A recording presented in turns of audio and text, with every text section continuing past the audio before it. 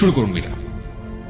আমি পেছন থেকেই বলছি, আমার মা খুব সুন্দরী ছিলেন, বয়স খুব কম ছিল, 10-11 বছর হবে। তো মা সংসার ব্যাপারে কিছু বুঝতো না। তো বাবার একটু আমার মার সাথে রাগারাগি ছিল না, দাদাকে খুব ইয়ে করতো যে তুমি কেন আমাকে এত ছোট একটা মেয়ে বিয়ে দিয়েছো যে সংসার ব্যাপারে কিছু বুঝে না। তো এরকম করে বাবা বিয়ের কিছুদিন পরেই চলে গেছে। পরে যাই হোক, একটা সময় আমি পেটে আসি আমার মার। তো তখন থেকে আমার বাবা আবার বাড়িতে কম আসতো, ঢাকায় বেশি থাকতো। কি করতেন ঢাকাতে? ঢাকায় তখন সে ওই যে হোটেলে চাকরি করতেন। জি। তারপরে আমি হওয়ার পরে আমার বাবাকে খবর দিয়েছেন দেখার জন্য। তো আসছে উনি, আসার পরে আবার চলে গেছেন। তো বাবা বাড়িতে আসা যাওয়ার খুব গ্যাপ ছিল। তো এটা হয়তো বা আমার মার পছন্দের ছিল না। পরে এক সময় উনি আরেকটা সম্পর্কে জড়িয়ে যান। আপনার বাবা? না, আমার মা। আপনার মা আরেকটা সম্পর্কে জড়িয়ে যান? জি। আমি তখন 15 কিংবা 20 দিনের মতো আমার বয়স। ওই সময়টাতে আরেকটা সম্পর্কে জড়িয়ে যায়? জি। ওকে। পরে মা আমাকে রেখেই চলে গেছেন, ওনার সাথে চলে গেছেন। উনি বিয়ে করবে না, উনি মজা করার জন্যই সম্পর্কটা করেছিলেন। তো যখন উনি বিয়ে করছে না, তখন ওই মুহূর্তে সে পরে আমার বাবার কাছে আসছিল। তো আমার বাবা বলতেছে যে আমার অতটুকু ছোট বাচ্চা ফেলে তুমি চলে গেছে, এখন আর আমি তোমাকে নিব না। ওকে। তারপরে উনি ওনার বাবার বাড়ি গিয়েছেন, ওখানেও উনি জায়গা পায়নি। তখন উনি কি করবে? তো এই সময় উনি নাকি মানে মেন্টালি অসুস্থ হয়ে পড়েন। তো পরে ওনাকে ওনার বাবা মা এখন আশ্রয় দিতেই হবে, যেহেতু অসুস্থ হয়ে গেছে, কেউ নাই। তো মা এরকম চিকিৎসা অবস্থায় থাকেন। আর আমাকে আমার বাবার বোন ছিল যে ওনার কাছে আমাকে রাখতে দিয়েছেন। আপনার মা যখন মা হলেন সেই সময়টাতে তার বয়সটা কত? তখন তার 15 থেকে 16 বছর। একদমই কিশোরী বয়স। জি। তারপরে আমি আমার ফুপুর কাছেই বড় হয়েছি প্রায় 3 বছর পর্যন্ত। তারপরে আমার ফুপু প্রেগনেন্ট হয়ে যায় অবস্থা। তখন বাবা সেই মুহূর্তে কি করবে? পরে বাবা আমাকে ঢাকায় নিয়ে গেল। ঢাকায় নিয়ে যাওয়ার পরে ছোট্ট একটা বাচ্চা, উনি কাজও করতেছেন, আবার ওখানেই আমাকে রাখার ব্যবস্থা করছেন। তো হচ্ছে না আসলে বিষয়টা। পরে বাবা যেখানে থাকতো সেখানে আরেকটা ইয়েকে পছন্দ হয়, মানে দ্বিতীয়বার ওনাকে বিয়ে করেন। তো এইভাবে বিয়ে দেওয়ার পরে ফার্স্ট ওয়াইফের সাথে কি ডিভোর্স হলো আপনার বাবার? হ্যাঁ, ওটা তো ডিভোর্স। প্রথম স্ত্রীর সাথে ডিভোর্স হয়ে গেল। ওকে। তারপরে তো এখন এই মার সাথেই সম্পর্ক। তারপরে মা আমাকে পালতেছে ভালোই, নিজের মেয়ের মতোই আদর যত্ন করছে। তো এক সময় আমার এই মাও প্রেগনেন্ট হয়ে যায়। তারপরে তো ওনারও একটা মেয়ে হয়। এই মেয়ে হওয়ার পর থেকে আমি এখন বুঝতে পারছি যে একটু ভালোবাসাটা যেন ডিফারেন্ট হয়ে গেছে, আগের মতো না। কিন্তু তারপরও মনে হয় নাই, মানে আমি তখন জানতামও না যে সে আমার সেকেন্ড মা বা কিছু, লোকের কাছে শুনতাম। তারপরে যাই হোক, এরকম করে অনেক বছর হয়ে গেছে। তারপরে এক সময় আমার বাবা মানে বলছে যে আমি তো আর এখানে হচ্ছে না, আমি একটু দেশের বাইরে যাব। তো উনি দেশের বাইরে চলে গেলেন। উনি এভাবে টাকা পাঠাচ্ছেন। আমার মা আবার অত শিক্ষিত ছিল না, টাকা পয়সার হিসাব টিসাব রাখতে পারেনি। তো বাবার মাঝখানে খুব অসুস্থ হয়ে যায়। অসুস্থ হওয়ার পরে থেকে উনি চলে আসার পরে বাবার ধারণা ছিল যে তার ব্যাংকে হয়তো বা কিছু টাকা আছে যেটা দিয়ে উনি কিছু করতে পারবেন। তো বাবা এসে দেখে যে আসলেই কোনো টাকা পয়সা নাই। তারপর থেকে তো মার সাথে মানে রাগারাগি, তারপরে মারধর করে একটা সময় মাকে। এগুলো আপনি নিজের চোখে দেখেছেন? নিজের চোখে দেখেছি।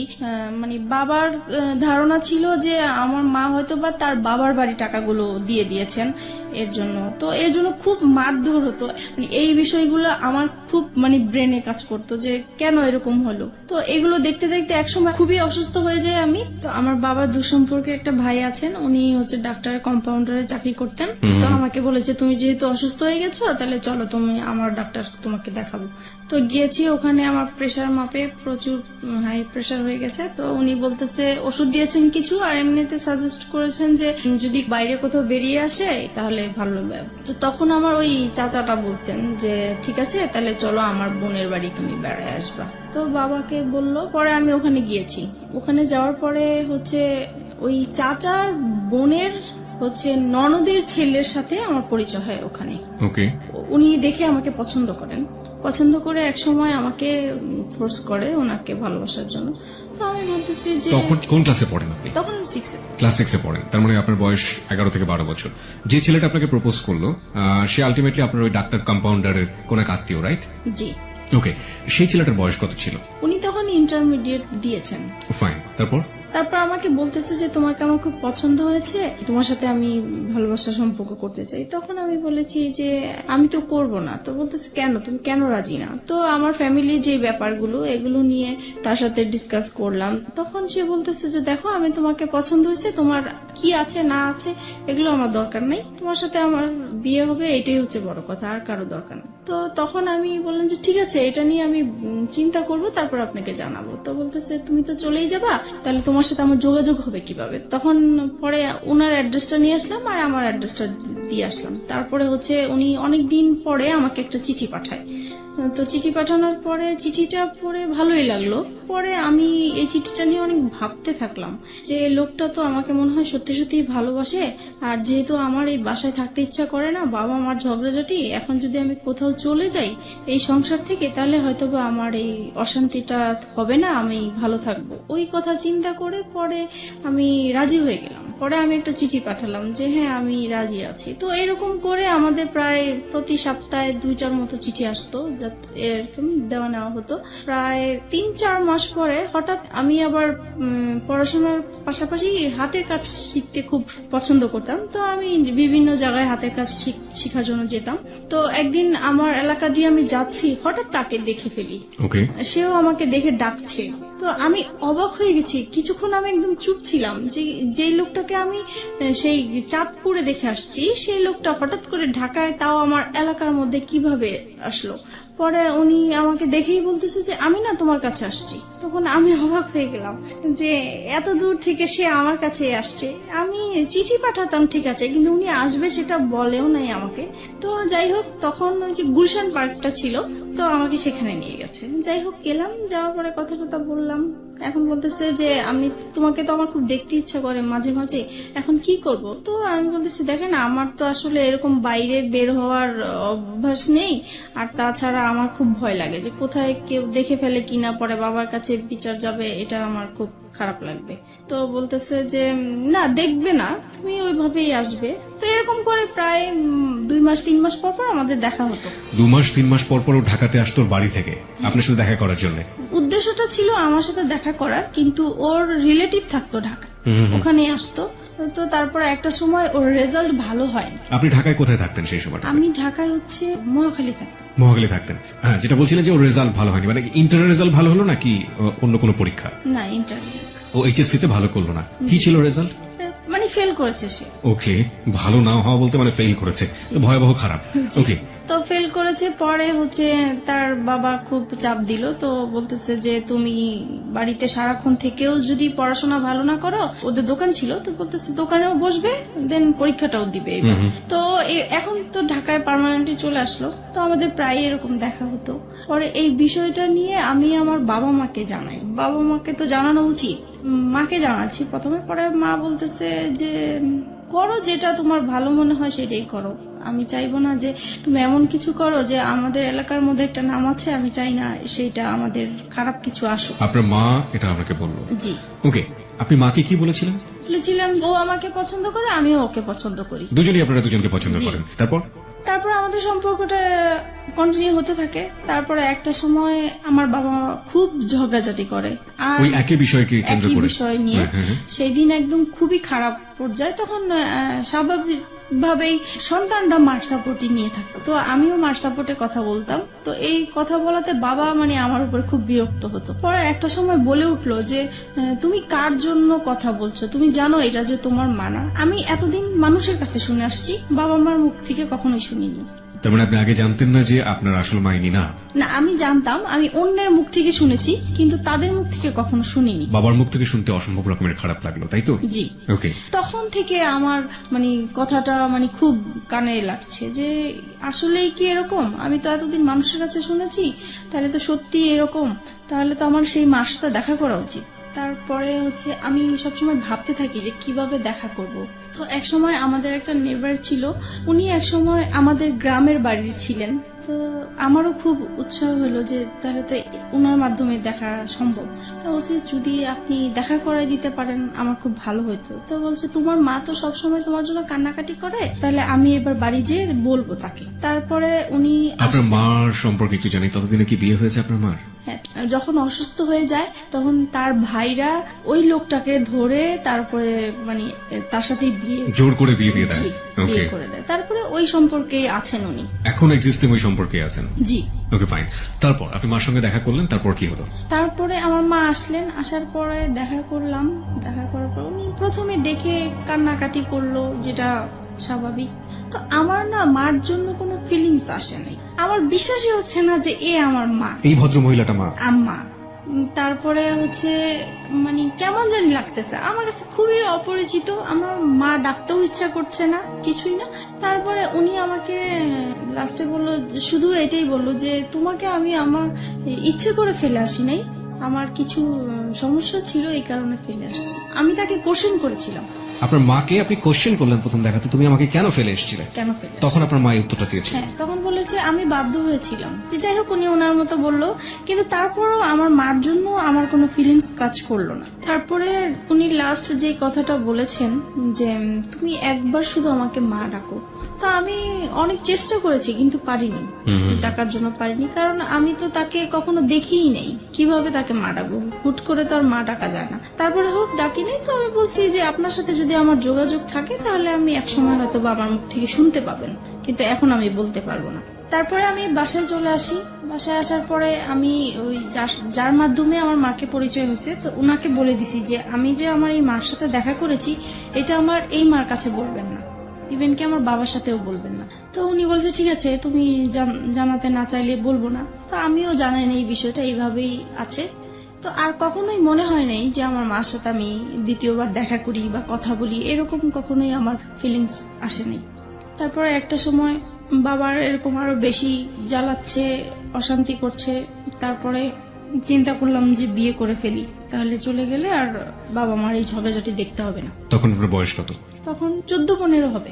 ওই ছেলেটার সাথে এই চিন্তা ভাবনা করছেন? জি, এবং পরিবার থেকে এই ধরনের অশান্তি থেকে বের হয়ে যাওয়ার বের জন্য হওয়ার জন্য এই ধরনের প্ল্যান। জি। ওই ছেলেটাকে কি মনে প্রাণে তখন ওই ছেলেটার প্রতি এক ধরনের এফেক্টেড হয়ে যাওয়া, একদম অদ্ভুত রকমের ভালো লাগা, ওকে দেখলে না দেখলে ভালো লাগে না, একেবারে মজে আছেন ওর প্রেমে, এরকম একটা ব্যাপার কি ছিল?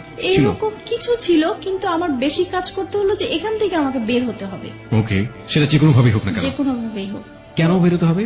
কারণ এখানে যে মা বাবা ঝগড়াঝাটি করছে, এগুলো আমি যত দেখছি ততই আমি অসুস্থ হয়ে পড়ছি।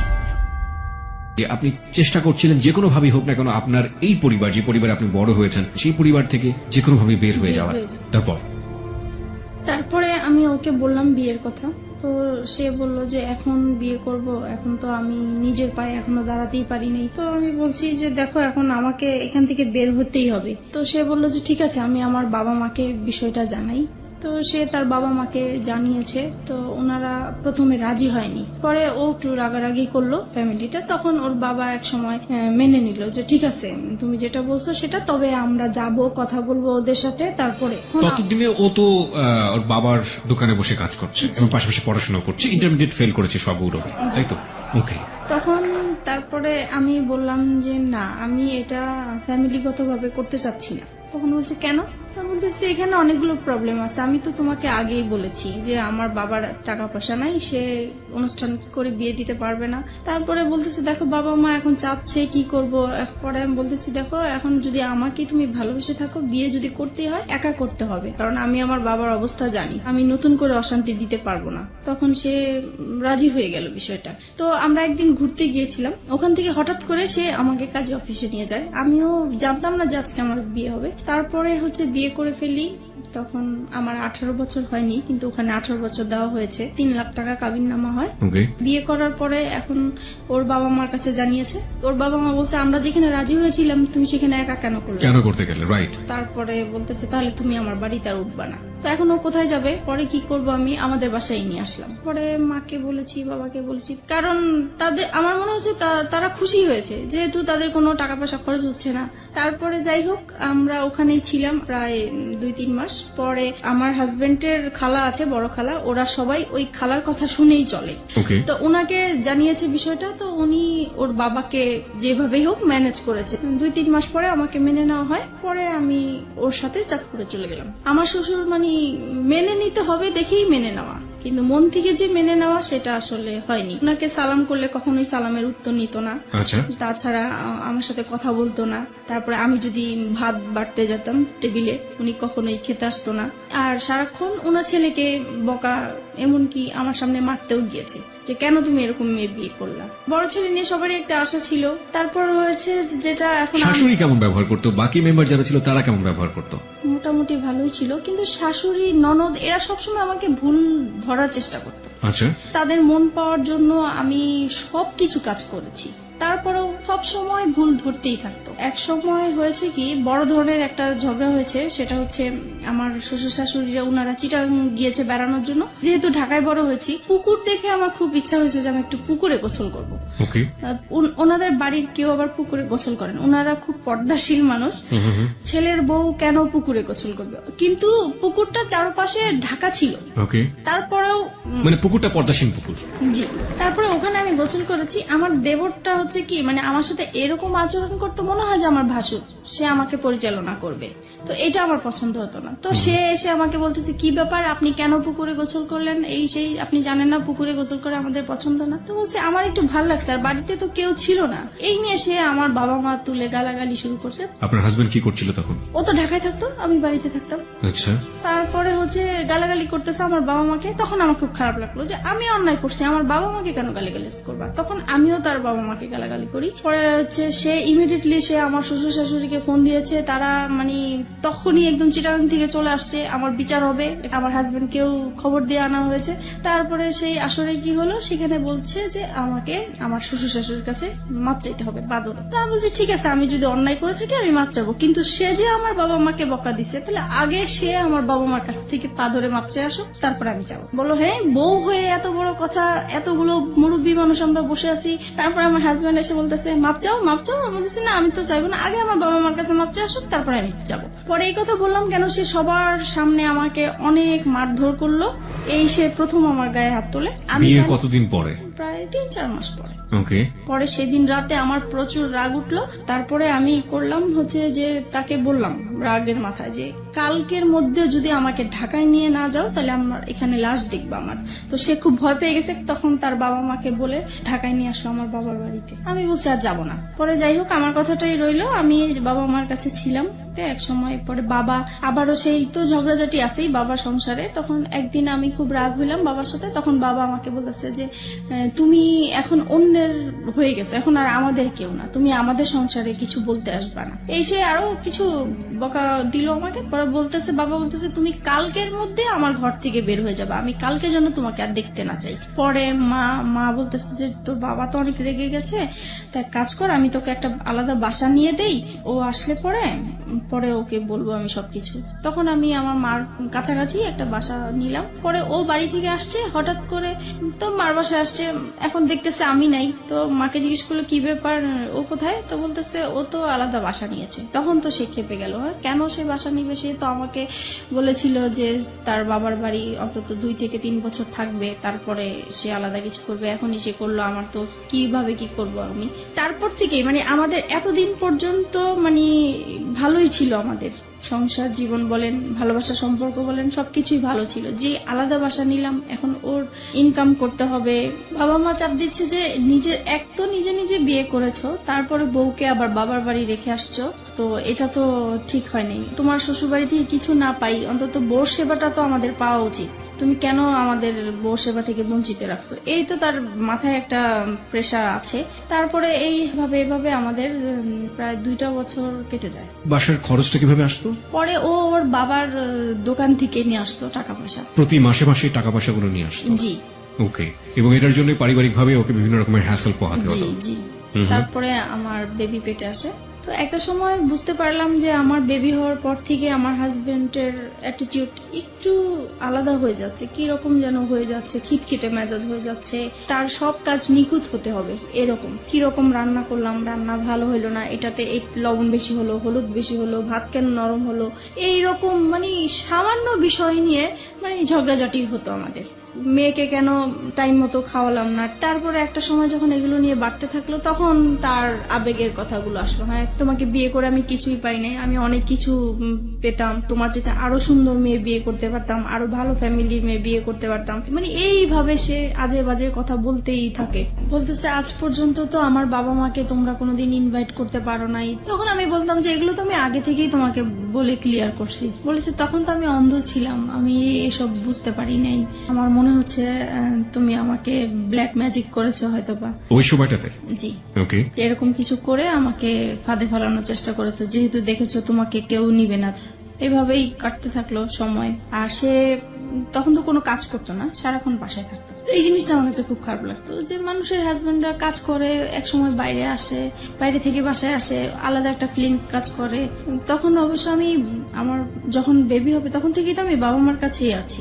পরে এক সময় এটা নিয়ে বাবা মা আমার উপরে রাগ করে যে তুমি এতদিন আমাদের ঝগড়া দেখে তোমরা এরকম করছো, এখন তোমরাও ঝগড়া করতেছো। তখন কি করবো আর। পরে একদিন বাবা প্রচুর ঝগড়া করে মার সাথে। তখন আমি বলতেছি কি যে তুমি এরকম ঝগড়া করো না, তোমার জামাই পাশের রুমে থাকে, খারাপ বলে ঝগড়া করো না, যদি ঝগড়া করতে হয় তাহলে এই বাড়িতে আর আসবে না, তুমি অন্য কোথাও চলে যাও। তো বাবার মাইন্ডে খুব লাগছে যে মেয়ে হয়ে আমাকে এই কথাটা বললো। পরে বাবা আমাদেরকে ছেড়ে চলে গেছে, তো ও আলাদা বাসা নিবে এখন। পরে এমন আলাদা বাসা নিবা তো তুমি কি করবা, তুমি কোত্থেকে কি চালাবা। তখন বলতেছে যে আমি একটা দোকানপাট নিব, এখন বাবার থেকে আলাদা হয়ে আসছি, দোকানপাট নিব। তো ঠিক আছে চলো। পরে এই আমরা আমার মেয়ে হওয়ার পরে আলাদা বাসা নিই। সংসারে অশান্তির উপর অশান্তি। তারপরে আমার শ্বশুর শাশুড়ি বলে যে তুমি এখনো সময় আছে, ওকে ছেড়ে দাও, এখনো তোমাকে আমরা ভালো জায়গায় বিয়ে দিতে পারবো, এই সেই এগুলো আছে। আর তাছাড়া ও সবসময় কি অন্য মেয়েদের প্রতি একটা আকৃষ্টিত থাকতো, যে কোনো সুন্দর মেয়ে থাকলে বলতো, আমার সামনেই বলতো যে ওর সাথে যদি আমায় একদিন করতে পারতাম আমার সার্থক হতো। পরে ঝগড়া হলেই মাঝে মাঝে বলতো যে আমাকে অনেকেই বিয়ের প্রস্তাব দিয়েছে, প্রেমের প্রস্তাব দিয়েছে, আমি তাদেরকে বিয়ে করিনি, আমি অনেক বড় ভুল করেছি, এই সে এগুলো বলতো। এগুলো আমার খুব খারাপ লাগতো, এগুলো নিয়ে আমাদের সংসারে খুব অশান্তি হতো। বিশেষ করে ও বাসায় থাকতো, এই জিনিসটা আমি একদমই পছন্দ করতাম না, ও কোনো কিছু করতো না। পরে এক সময় কি হয়, নতুন একটা মার্কেটে দোকান নিয়েছে, ওইটা মার্কেটটা ভালো করে স্টার্ট হয় নাই, তাই দোকানও ভালো চলে না, তো দোকানটা ছেড়ে দিল শেষ পর্যন্ত। তারপরে যেটা হয়েছে, এক এক করে ও যেটাই হাত দেয় সেটাই লস হয়। এইভাবে ওর বাইরের যেই অশান্তি হলে সেটা ঘরের মধ্যে নিয়ে আসবে। তারপরে সে শেয়ার বাজারে ঢুকলো। তারপরে শেয়ার বাজারও তো খুব অবস্থা খারাপ ছিল, সেটা নিয়ে বাসায় খুব ঝগড়াঝাটি হতো, তার মন খারাপ হতো। যদি বাসায় কিছু লাগতো বলতাম, তখনই সে খেপে যেত। তারপরে বলতো যে তোকে বিয়ে করে আমার ভাগ্যটা খারাপ হয়ে গেছে, আগে তো এরকম খারাপ ছিল না।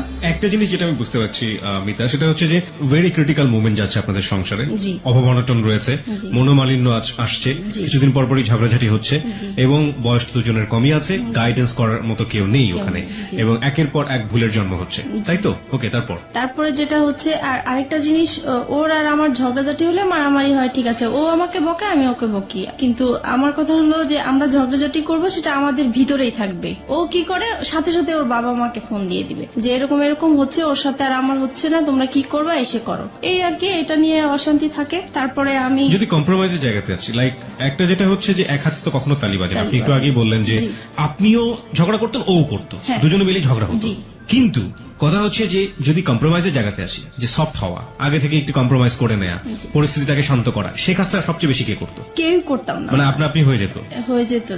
আমি কথা না বলার চেষ্টাই করতাম, কিন্তু ও এসে আমার রাগ ভাঙাতো। তার মানে ওই আপনাকে রাগ ভাঙানোর চেষ্টা করতো। এটা নিঃসন্দেহে তার একটা ভালো গুণ।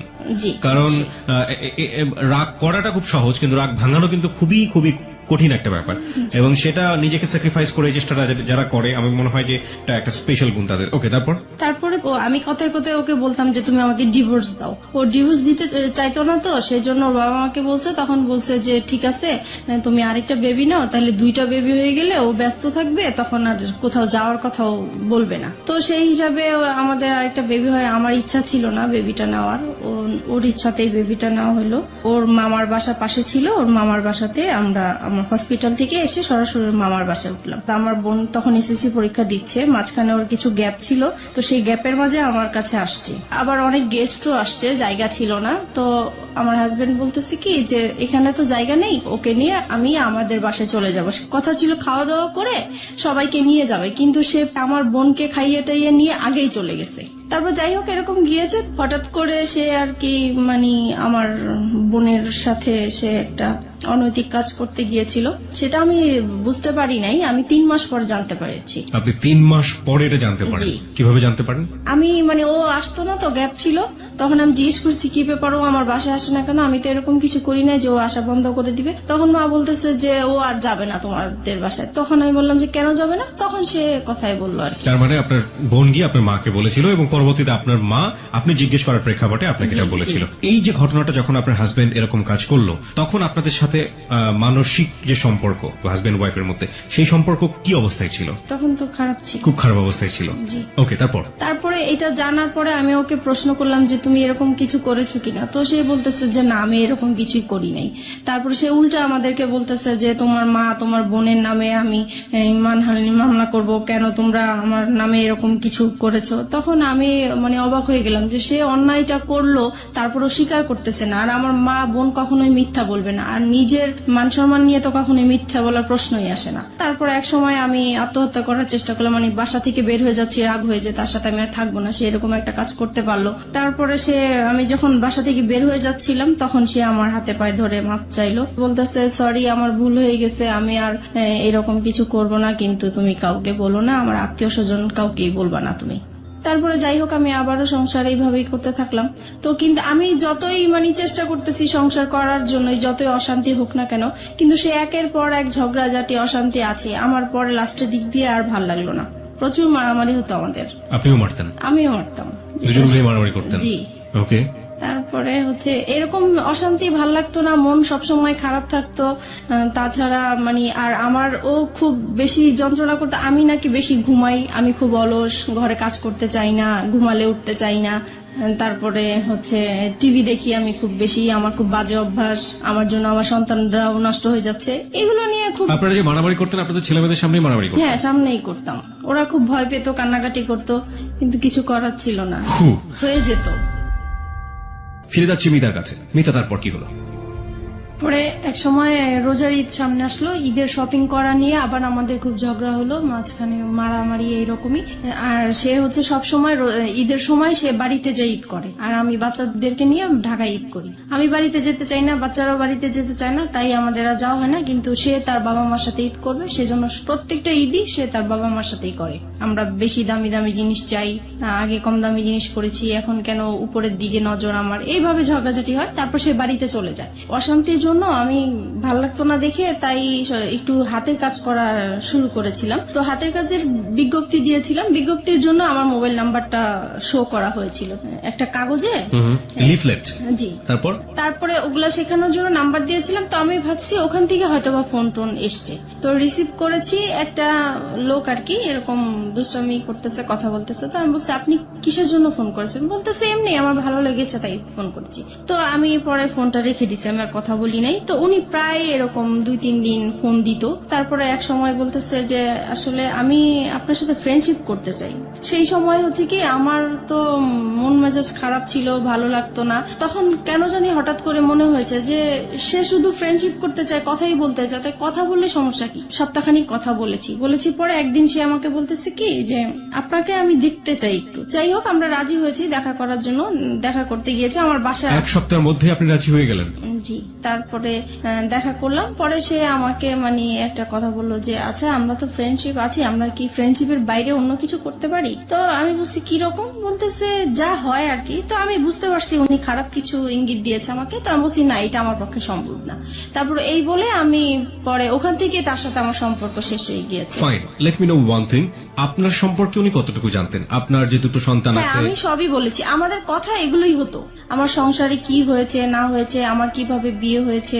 আপনি সবকিছুই এক সপ্তাহের মধ্যে তাকে শেয়ার করে দিয়েছেন। জি, মানে আমার তো কখনোই ফ্রেন্ড ছিল না, তাই প্রথম তাকে পেয়েছি, ফ্রেন্ডশিপ যেহেতু করে ফেলেছি সেজন্য আমি আমার কথাগুলো বলেছি, মানে একটু হালকা হওয়ার জন্য বলতে চেয়েছিলাম। Okay fine. এবং এটা জানার পরে সে আপনাকে ফার্স্ট দেখা হওয়াতে সে আপনাকে এই ধরনের একটা অফার করলো। জি, তারপরে আমার কাছে খুব খারাপ লাগলো বিষয়টা, যে আমি তাকে তো সবকিছু আমি তাকে বলেছি, সে কেন আমাকে এই ধরনের প্রস্তাব দিবে। পরে আমি আর তার সাথে কথা বলি নাই। পরে সে ফোন দিত আমাকে, প্রায় আমি রিসিভ করতাম না। পরে অনেক ডিস্টার্ব করতো দেখে পরে একদিন রিসিভ করে বলতেছে, আপনি আমাকে আর ফোন দিবেন না, আপনার সাথে আমি আর কথা বলতে চাই না। তো যাই হোক, এখানে স্টপ হয়ে গেল। এটা তার খুব মাইন্ডে লাগলো যে আমি তাকে এইভাবে ইগনোর করলাম। তারপরে সে আমার নাম্বারটাই তার ফ্রেন্ডকে দিল, আমি এটা জানতাম না যে তার ফ্রেন্ড। প্রায় 1-2 মাস পরে আমাকে আবার একটা রং নাম্বার থেকে ফোন আসছে। তো এবার ভাবছি যে আর কোনো ফোন ধরবো না, কারণ রং নাম্বারে আসলে সবাই ভালো থাকে না। পরে ওই নাম্বারটা থেকে প্রায় ফোন টোন আসে। তারপরে এত ফোন আসে, নিশ্চয়ই আমার কোনো কাস্টমার হতে পারে বা কিছু, ধরি। তো সেই একই রকম কথাবার্তা বলতেছে, ওনার পরিচয় দিল। তারপরে আমি কথা বলতে শুরু করলাম। পরে বলল যে আসলে আপনি কি চান, আমি ওনাকে জিজ্ঞেস করলাম। তো উনি বলতেছে আসলে আপনার সাথে আমি ফ্রেন্ডশিপ করতে চাই। আমি বলছি যে না, আমি কারোর সাথে ফ্রেন্ডশিপ করবো না, আপনি ভুল জায়গায় ফোন দিয়েছেন। প্রায় 3 মাস পরে উনি আবার ফোন দিয়েছে। তো সেই সময় তো আর আমার নাম্বারটা মনে ছিল না, আমি বুঝতেও পারি নাই যে উনি ফোন দিয়েছেন। তারপরে উনি বলতেছে, দেখেন আসলে আমি আপনার কাছে কিছুই চাই না, আমিও নিজে খুব মানসিক অবস্থা খুব খারাপ, তাই আমি চাই আপনার সাথে একটু ফ্রেন্ডশিপ করার জন্য। তো আমি আবারও আমার মনটা জানি কেমন হয়ে গেলাম। তো আমি ভাবলাম ঠিক আছে, দেখি, সবাই তো আর খারাপ হতে পারে না, কথা বলে দেখি। তো এইভাবে ওনার সাথে কথা বলতে বলতে প্রায় 1 সপ্তাহ হয়ে গেছে কথা বলছি। 1 সপ্তাহ পরে ও আবার বাড়ি থেকে চলে আসছে পরে আমি মোবাইলটা অফ করে রাখছি, যে জানি এখন যদি ফোন আসে আমি রিসিভ করলে সমস্যা হবে। তো আমি 2 দিন আমার ফোনটা অফ ছিল। পরে এক সময় ও কাজের জন্য বাইরে যায়, পরে আমি ফোনটা খুলি, খোলার পরে সেই ফোনটা আবার আসে। পরে আমাকে বলতেছে, দেখেন আপনি 2 দিন ফোনটা অফ করে রেখেছেন, আমার আসলে খুবই খারাপ লাগতেছে, আমি আপনার প্রেমে পড়ে গেছি, মানে এরকম করে বলতেছে। তো আমার কাছে কেমন জানি বিষয়টা লাগলো। তো আমি আর কিছু বলি নাই, আমি ভাবছি কি হয়তো বা দুষ্টামি করে বলে, অনেকে তো দুষ্টামি করে বলে, সেই রকম হয়তো বা বলে। তারপরে যাই হোক, রাতে আবার ফোন দিয়েছে উনি, এখন তো আপনাকে আমার খুবই দেখতে ইচ্ছা করতেছে, আমার খুবই খারাপ লাগতেছে। তখন আমি বললাম যে দেখেন, আমি তো দেখতে সুন্দর না, আর আমাকে দেখলেও আপনার পছন্দ হবে না, আপনি যেহেতু ভার্সিটিতে পড়েন, আপনি খুবই স্মার্ট, আমি আপনার পাশে একদম মানানসই হব না, রাস্তায় দেখলে মানুষ হাসবে, মানে আমি এরকম করে বলতেছি যেন সে মানে আমার দেখার ইচ্ছাটা না জাগে। ওনার নামটা কি ছিল? ওনার নাম রাসেল ছিল। রাসেল। Okay fine. তারপরে হচ্ছে এখন বলতেছে দেখা করব। তো আমি ভাবলাম যে দেখা করব তো, আর আমার এই বিজনেসের কারণে আমার কাঁচামাল আনার জন্য মার্কেটে যেতে হয়। তো আমি বলতেছি তো ঠিক আছে, আমার তো শুক্রবারে শপিং এ যাব আমি, তখন হয়তোবা সেই ইয়েতে আপনি যদি মার্কেট আসেন তাহলে আমি ওখানেই দেখা করতে পারবো। তো উনি রাজি হয়ে গেল। নির্দিষ্ট জায়গা বললাম, ওখানে উনি গাড়ি নিয়ে দাঁড়িয়েছিল আমার জন্য। তারপর ওনাকে দেখে মানে আমি খুব অবাক হয়ে গেলাম যে অনেক সুন্দর লোকটা। উনি আমাকে দেখে হাসতেছে মিটমিট করে। তো আমি জিজ্ঞেস করলাম, আপনি কেন হাসতেছেন? বলতেছেন, আপনি তো ফোনে অনেক কিছুই বলছেন, আপনি তো অনেক সুন্দর। তো যাই হোক, এভাবে কথা বলতে বলতে পরে উনি বললো আর কি যে ওনার একটা সম্পর্ক একসাথেই পড়াশোনা করতে একটা মেয়ের সাথে, ওনার সাথে সম্পর্ক নষ্ট হয়ে গিয়েছে, তাই উনার তারপরে উনি ব্যবসা করতো, যে ওনার ব্যবসায় লস খেয়েছে, সবকিছু মিলিয়ে উনার খুব অশান্তি, মন ভালো না, তাই সেজন্য একটা ফ্রেন্ড চায়। তো আমার সাথে এই জন্য ফ্রেন্ডশিপ করেছে। প্রত্যেক শুক্রবারই আমরা দেখা করতাম ওনার সাথে। তখন আপনি হাজবেন্ডের সাথে থাকতেন? জি। আপনার হাজবেন্ড এগুলো জানতো? কেউই জানতো না। কন্টিনিউয়াসলি আপনি গোপন করে যাচ্ছেন বিষয়গুলো। আপনার হাজবেন্ড কখনো আপনার মোবাইল চেক করতো? না, কখনোই চেক করতো। আচ্ছা, আপনি যে কথাগুলো বলতেন সেই সময়টা থেকে আপনার সন্তান আপনার পাশে থাকতো? না, কারণ ওরা তখন, আমার বড় বেবি তখন স্কুলে পড়তো, আর ছোটটা তো একদমই ছোট ছিল। তারপরে আপনি নীরবে নিভৃতে একা তার সাথে কথা বলতেন। জি। প্রিয় শ্রোতা, গ্রাফটা একটু আবিষ্কার করার চেষ্টা করছি, এবং এটা এমন একটি ঘটনা যেটা সমাজে একেবারেই ঘটে না তা না, হ্যাঁ, এবং একেবারে যে হরহামেশা ঘটে তাও না, ঠিক আছে? বাট সন্দেহের জায়গাগুলো একটু পরিষ্কার করার জন্য আসলে প্রশ্নগুলো করে। আপনার হাজবেন্ড আপনাকে সন্দেহ করতে, আপনি যেটা বলছেন, টুকটাক সন্দেহ করার জায়গাটা থেকে আপনি কখন আপনার হাজবেন্ডকে সন্দেহ করতেন? না, আমি কখনোই করতাম না। কেন করতেন না? কারণ আমি জানি সে এই টাইপের মেয়ে মানুষ, দেখলে সে তাকিয়ে থাকে, সে যাবে, সে মানে এরকম আছে, এর জন্য আমার সন্দেহ হতো না। আপনি কনফার্ম ছিলেন যে সেসব কাজ করে? সে মেয়ে মানুষের প্রতি একটু উইক আছে। একটা জিনিস একটু বলেন আমাকে, প্রতি শুক্রবার তার সাথে আপনি দেখা করতেন, কোথায় দেখা করতেন? এটাও যে আমি মার্কেটে যেতাম, আমি আমার কাজে যেতাম, পাশে উনি থাকতো, এই আর কি। ওনার সাথে একসাথে মিলে শপিং করতেন? জি। How dare you! আপনার হাজবেন্ডের সামনে যদি পড়ে যেতেন কখনো? একবার এরকম হয়েছে, তো উনি খুব সন্দেহ করতো যে প্রায় শুক্রবারে কেন মার্কেটে যায়, আগে তো এত তাড়াতাড়ি মার্কেটে যেত না। আর একটা ঘটনা কি, মানে আমি মার্কেটে যাব এই সময় আমার বিজনেসটাও খুব ভালো চলছিল, সেই উসিলা দিয়ে আমি মার্কেটেও যেতে পারছি। তো এক শুক্রবারে সে আমাকে হঠাৎ করেই ফোন দিয়েছে, ফোন দিয়ে বলতেছে তুমি কোথায়, তো আমি বলতেছি আমি বলে আসছি কিন্তু আমি মার্কেটে আসছি, কিন্তু মার্কেটে থাকাকালীনই সে আমাকে ফোন দিচ্ছে যে তুমি কোথায়, বলতেছি আমি তো মার্কেটে, বলতেছে মার্কেটে তো কোথায়, কোন মার্কেটে, কারণ নিউ মার্কেটে অনেকগুলো মার্কেট আছে। তো আমি পরে বলতেছি কেন আমি এখানে, তো বলতেছে আমি তো আসছি। তো আমি তো পুরা ভয় পেয়ে গেছি যে কি ব্যাপার, সে কেন আসছে, আসলে সে আপনার husband? জি সন্দেহ করেই আসছে। তো তাড়াহুড়া করে ওকে বলে দিছি তুমি এখন যাও, আমার হাজবেন্ড চলে আসছে, এখন কিছু করার নাই। তো ও মন খারাপ করে চলে গেছে। পরে আমি তো আমার শপিং করতেছি, তো ও আর বুঝতে পারে নাই, এভাবেই Okay. হয়েছে। ওকে ফাইন, আমি একটু বলি ওই সময়টা পর্যন্ত কতদিন যাবত রাসেলের সাথে আপনার সম্পর্ক, ওই সময়টা ওই শুক্রবার পর্যন্ত? ওই শুক্রবার পর্যন্ত 1-1.5 মাস তো হবেই। 1-1.5 মাস। জি এই 1-1.5 মাস আপনি কন্টিনিউয়াসলি আপনার হাজবেন্ডের কাছ থেকে এই জিনিসটা গোপন করে যাচ্ছেন। বাই হার্ট আপনি এটা মনে করেন ইললিগাল রিলেশনশিপ, রাইট?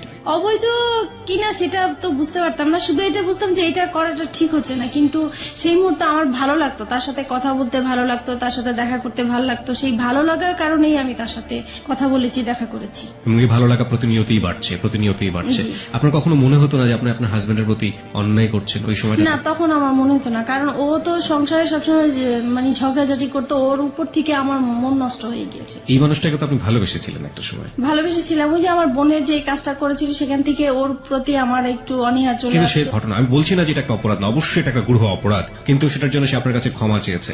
কিন্তু আমি ক্ষমা করে দেওয়া দরকার ছিল সেজন্য ক্ষমা করছি, কিন্তু মন থেকে আসলে ক্ষমা করিনি। আপনি এই মানুষের সাথে রাগ করে আপনি এইভাবে এই কাজগুলো করছেন, ব্যাপারটা কি আসলে এটাই ছিল, নাকি আলটিমেটলি আপনার জায়গা থেকে আপনি কাউকে ফিল করতেন যে আমার এরকম একজন মানুষ দরকার যে মানুষের সাথে আমি শেয়ার যেটা করতে পারি? হয়েছে ওর প্রতি তো একটা রাগ অভিমান ছিলই আমার, হ্যাঁ। সেটা তো ছিলই, কিন্তু মানে আমার যে ভালোবাসা, যেই একটা চাহিদা ছিল কারোর সাথে ভালোভাবে সম্পর্ক হবে, ওই চাহিদা থেকেই যখন আমি পেয়ে গেছি ওনার কাছ থেকে ভালো ভালো কথা পাচ্ছি, আমার হাজবেন্ডের সাথে ওর সাথে আমি অনেকটা মিলানোর চেষ্টা করতাম যে তার কাছে আমি কি গ্যাপ পেয়েছি বা তার কাছে আমি কি পাচ্ছি, তখন মনে হচ্ছে যে ওই বেটার আমার। আপনি দেখুন, আপনার সন্তান আছে তখন দুটো, রাইট? জি। আপনার বিজনেস আছে, যে বিজনেসটা আপনি শুরু করেছেন, তার মানে অনেক পরিকল্পনা আপনার মাথায়, অনেক স্বপ্ন আপনার মাথায়। আপনার হাজবেন্ড আছে এবং যে মানুষটাকে আপনি ভালোবেসেছেন একটা সময়ে, কিন্তু আপনার হাজবেন্ড আপনার সাথে খারাপ আচরণ করছে, সেটা আমরা দেখতে পাচ্ছি। তার বাইরেও তো আপনার দুটো জগৎ ছিল, একটা হচ্ছে আপনার সন্তান আর একটা হচ্ছে আপনার বিজনেস। না, এই দুটো business-টা- নিয়েও তো আপনি হ্যাপি থাকতে পারতেন। ইনফ্যাক্ট আপনি যে ছেলেটার সাথে এই সম্পর্কটা তৈরি হচ্ছে, সেই ছেলেটাকেও যদি আপনি আপনার বন্ধুর জায়গাটাতে রাখেন, তাহলেও কখনো কি অনুভব করেছেন আপনার হাজবেন্ডের সাথে তার পরিচয় করে দেওয়া উচিত? এটাও কি কখনো ফিল করেছেন? এটা কখনো মানে মাঝে মাঝে মনে হয়েছে পরিচয় করে দিই, কিন্তু আমার হাজবেন্ড এটা মেনে নিত না। একটা হচ্ছে পারিবারিক সত্তা, যেখানে হাজবেন্ড আছে, সন্তান আছে এবং তার বিজনেস আছে, সে একটা না একটা দিক নিয়ে ব্যস্ত থাকতেই পারে। আরেকটা হচ্ছে মানবিক সত্তা, মনের জায়গাটা, লং টার্ম হাজবেন্ডের সাথে খারাপ রিলেশনশিপ, সেই জায়গাটায় একটা বিশাল রকমের ক্ষত তৈরি হয়েছে এবং সেই ক্ষতর জায়গাটাতে সে কেউ একজন নক করেছে। সেটা হাজবেন্ড ওয়াইফ রিলেশনশিপের মতো না, কিন্তু একটু ভালো লাগা, একটু অন্যরকম, একটু বন্ধুত্ব, যেটা মন থেকে অবচেতন মনেই ওই ভালো লাগাটার দিকে ধীরে ধীরে ধীরে ধীরে এক ধরনের আষ্টে পৃষ্ঠে জড়িয়ে পড়ার দিকে জড়িয়ে যাচ্ছে। এই দুটো জিনিস আমরা যখন নর্মালি শুনি, আমরা কিন্তু এই সেকেন্ডটাকে কোনোভাবেই সাপোর্ট করতে পারি না, বাট ও সেকেন্ডটার মধ্যে এসেছে, this is the hardest reality. এটাকেও মেনে নিতে হবে, এটা আমাদের সামাজিক ঘটে, কিন্তু আমরা মানি না। কিন্তু কি কারণে ঘটে সেই কারণটা কিন্তু আমরা আবিষ্কার করে ফেলেছি, এবং এইটা আসলে কতদূর পর্যন্ত গিয়েছে চলুন সামনের দিকে যাওয়া যাক। তারপরে যেটা হয়েছে, মানে এভাবেই তো ওর সাথে দেখা করছি, কথা বলছি, তারপরে হঠাৎ একবার খুব ঝগড়াঝাটি হয় আমাদের। বিষয়টা হয় হচ্ছে আমার ওই যে বোনের বিষয়টা নিয়ে, ওই ঘটনার পর থেকে যেটা হয়, আমাদের স্বামী স্ত্রীর যে সম্পর্কটা হয়ে থাকে সেরকম সম্পর্কতে আমি জড়াতে চাই না, এর জন্য এটা নিয়ে খুব ঝগড়াঝাটি হয়। ও খুব জোর করে আমাকে, আমি রাজি হই না, তারপরে মারামারি হয়, এরকম প্রায়ই হয়। তো একটা সময় হয় কি যে আমি ঘুমিয়ে থাকি, সে ঘুমন্ত অবস্থায় আমার সাথে এরকম কাজ করে। এই বিষয়টা আমার কাছে খুবই খারাপ লাগে। আমি লক করছি এখানে আপনাকে। একটা হচ্ছে যে এই যে ঘটনাটা আপনাদের মধ্যে একটা বিরোধ তৈরি করলো, একটা স্বামী স্ত্রী নামে স্বামী স্ত্রী কিন্তু এক ধরনের সম্পর্ক নেই, এই সময় পর্যন্ত রাসেলের সাথে আপনার সম্পর্ক কতদিনের? 2-3 মাস হবে। 2-3 মাস, মানে সময় বাড়ছে। এই সময়টাতে রাসেলের সাথে আপনার কি ধরনের কথোপকথন হতো? ও তো প্রথমেই আপনাকে ফ্রেন্ডশিপের কথা বলেছে, হ্যাঁ, তারপরে ব্যাপারটা কি ফ্রেন্ডশিপে থেকেছে নাকি ধীরে ধীরে ভালো লাগার জায়গাটায় না, ভালো লাগা এখনো আসেনি, ফ্রেন্ডশিপই চলছিল। Okay fine. সে সময় বলতাম হচ্ছে আমাদের সংসারে যেগুলো হতো এগুলো বলতাম। মানে ঘরের নিজের উইক পয়েন্ট গুলো সবসময় তাকে বলতেন? জি জি, যেমন হাজবেন্ড আজকে এটা করেছে, আমি আজকে এটা করিনি, এরকম হয়েছে, এরকম হয়েছে। হ্যাঁ। তারপরে আমার ভালো লাগার কথাগুলো বলতাম, বা আমি কি আশা করেছিলাম, কি রকম চেয়েছিলাম, এইগুলোই বলতাম। ওকে ওকে, আপনার উইক পয়েন্ট গুলো সবসময় একজন। আচ্ছা, এই যে কষ্টের কথাগুলো, পরিবারের কথাগুলো, একেবারে ঘরের মানুষের কথাগুলো, এগুলো শেয়ার করার মতো অন্য কেউ কি ছিল না? না, আমার কখনো তো কোনো ফ্রেন্ডশিপ ছিল না, সেটা তো আমি আগেও বলেছি। This is the great point, প্রিয় শ্রোতা। ওকে ফাইন, তারপর? তাছাড়া ফ্যামিলিকেও বলতে পারতাম না, কারণ যেহেতু একা বিয়ে করেছি সেজন্য বলার কোনো সুযোগ ছিল না, স্কোপ ছিল না। তো তারপরে একদিন কি হয়েছে, আমাদের আবারও সেই রকম খুব মারামারি হয়েছে আমাদের সংসারের মাঝে। তখন আমি পরে, সেদিন বৃহস্পতিবার রাতে ছিল এরকম, তারপরে আমি তাকে ফোন দিয়েছিলাম শুক্রবারে। মারামারি হওয়ার পরের দিন ফোন দিয়েছে, দেখো ও আজকে আমাকে অনেক মেরেছে, এরকম আমার আর থাকতে ভাল লাগছে না।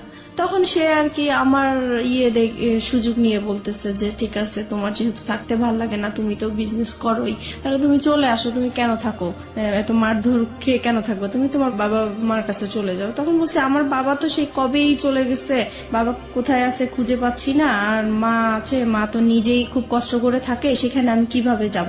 পরে বলতেছে দেখো, তুমি 1 মাস মার কাছে কোন রকম থাকো, তারপরে তুমি যে ব্যবসা করো, নিজে কিছু টাকা জুগিয়ে তুমি নিজেই চলতে পারো। মানে আপনাকে সেপারেট করে দিতে যাচ্ছে আপনার হাজবেন্ডের কাছ থেকে? মানে আমার জন্যই বলছে সে, আমি যেহেতু কান্নাকাটি করি তার কাছে, আমার কথা চিন্তা করে সেই কথা বললো। ওকে। তারপরে আর আমি তো সবসময় এমনিতেও বলি যে ডিভোর্স তাকে দিব বা সে আমাকে দিবে, কিন্তু সে তো রাজি হচ্ছে না ডিভোর্স দেওয়ার জন্য। আমার হাজবেন্ড তো ডিভোর্স দিতে চায় না, আমাকে মারধর করবে, বকাবাদ্য করবে, আবার আমাকে বলবে যে আমার সাথে তার জীবনটা জড়িয়ে নষ্টই হয়ে গেল, কিন্তু সে ডিভোর্স দিবে না।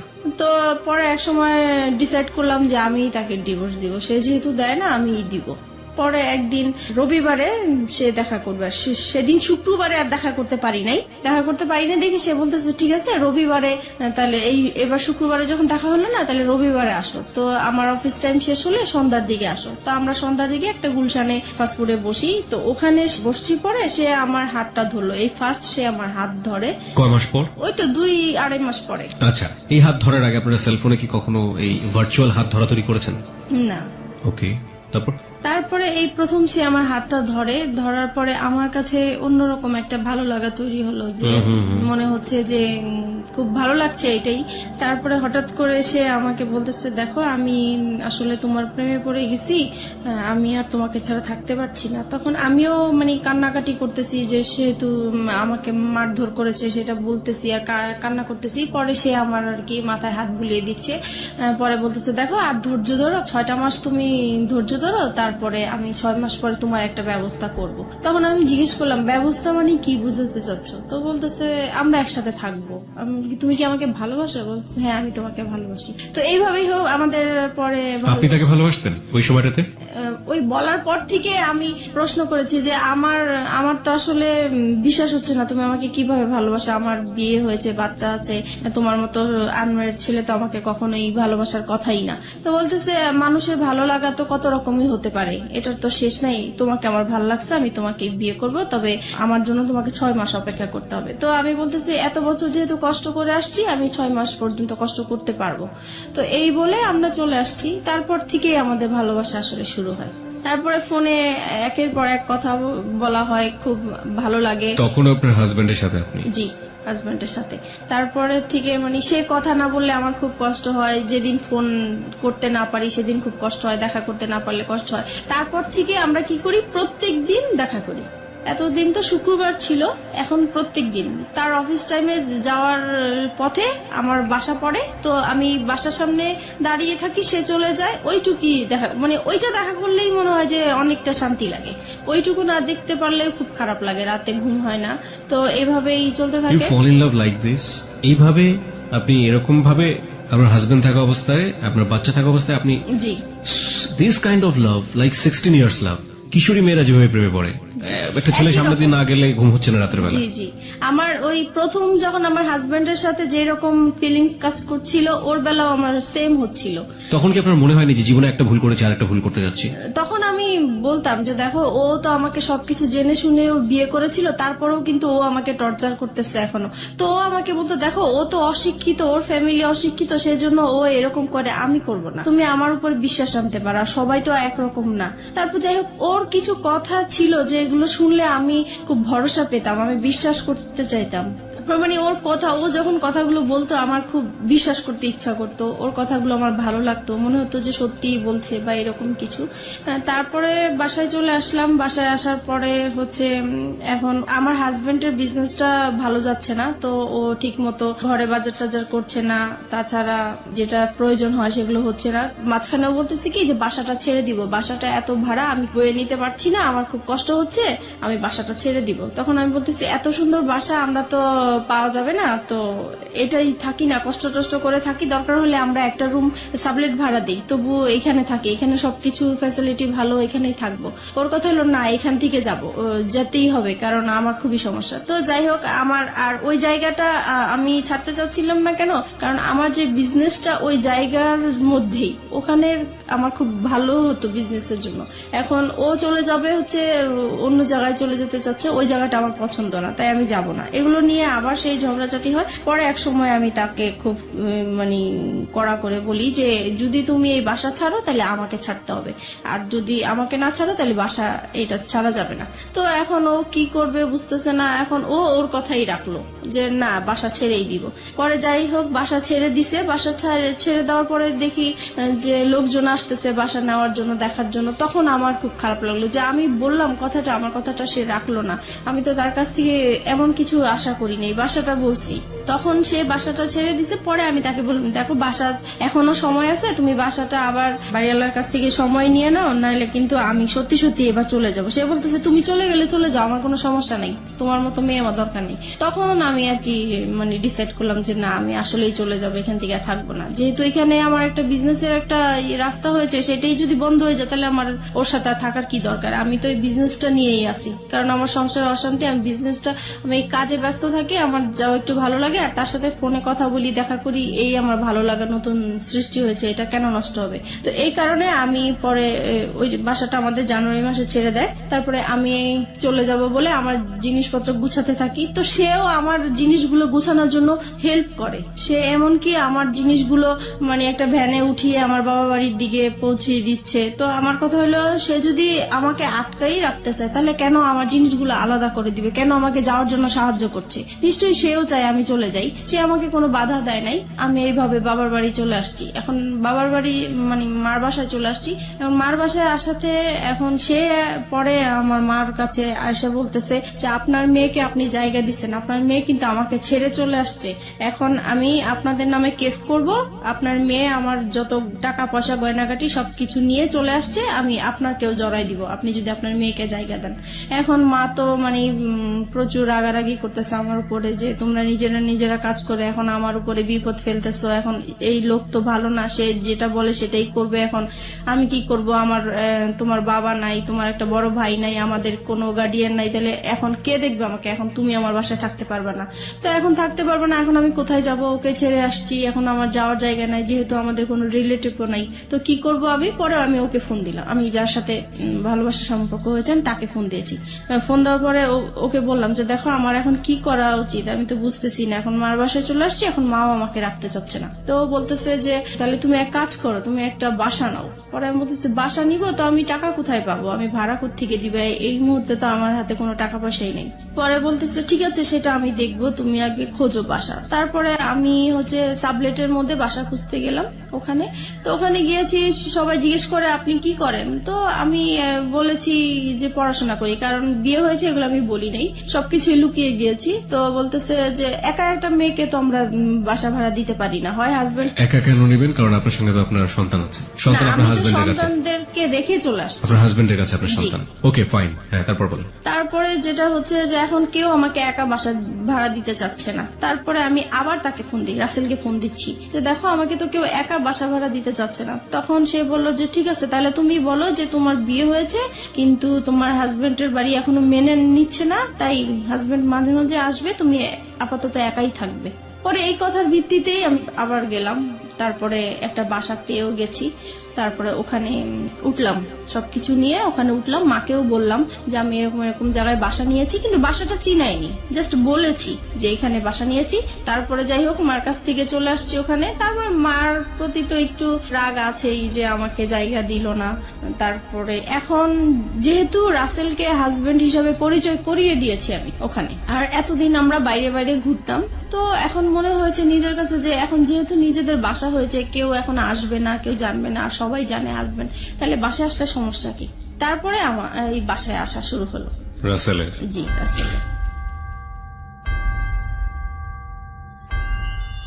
প্রিয় শ্রোতা, আমরা এই জায়গাটায় ছোট্ট একটা বিরতি নিচ্ছি। ভুল এবং অপ্রিয় সত্যের একেবারে মাঝ নদী, যদি বলি একটা নদী, সেটার মাঝ নদীতে নৌকা ঢুকছে, সেরকম একটা জায়গাতে আমরা রয়েছি এই মুহূর্তে।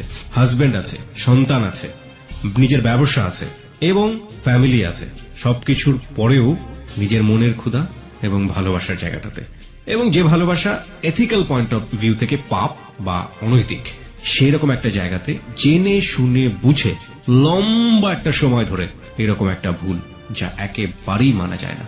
কিন্তু কথা হচ্ছে, সে তো ভুল করেছে কিংবা অপরাধ করেছে, সে কারণেই সে কিন্তু যাহা বলিব সত্য বলিবতে এসছে।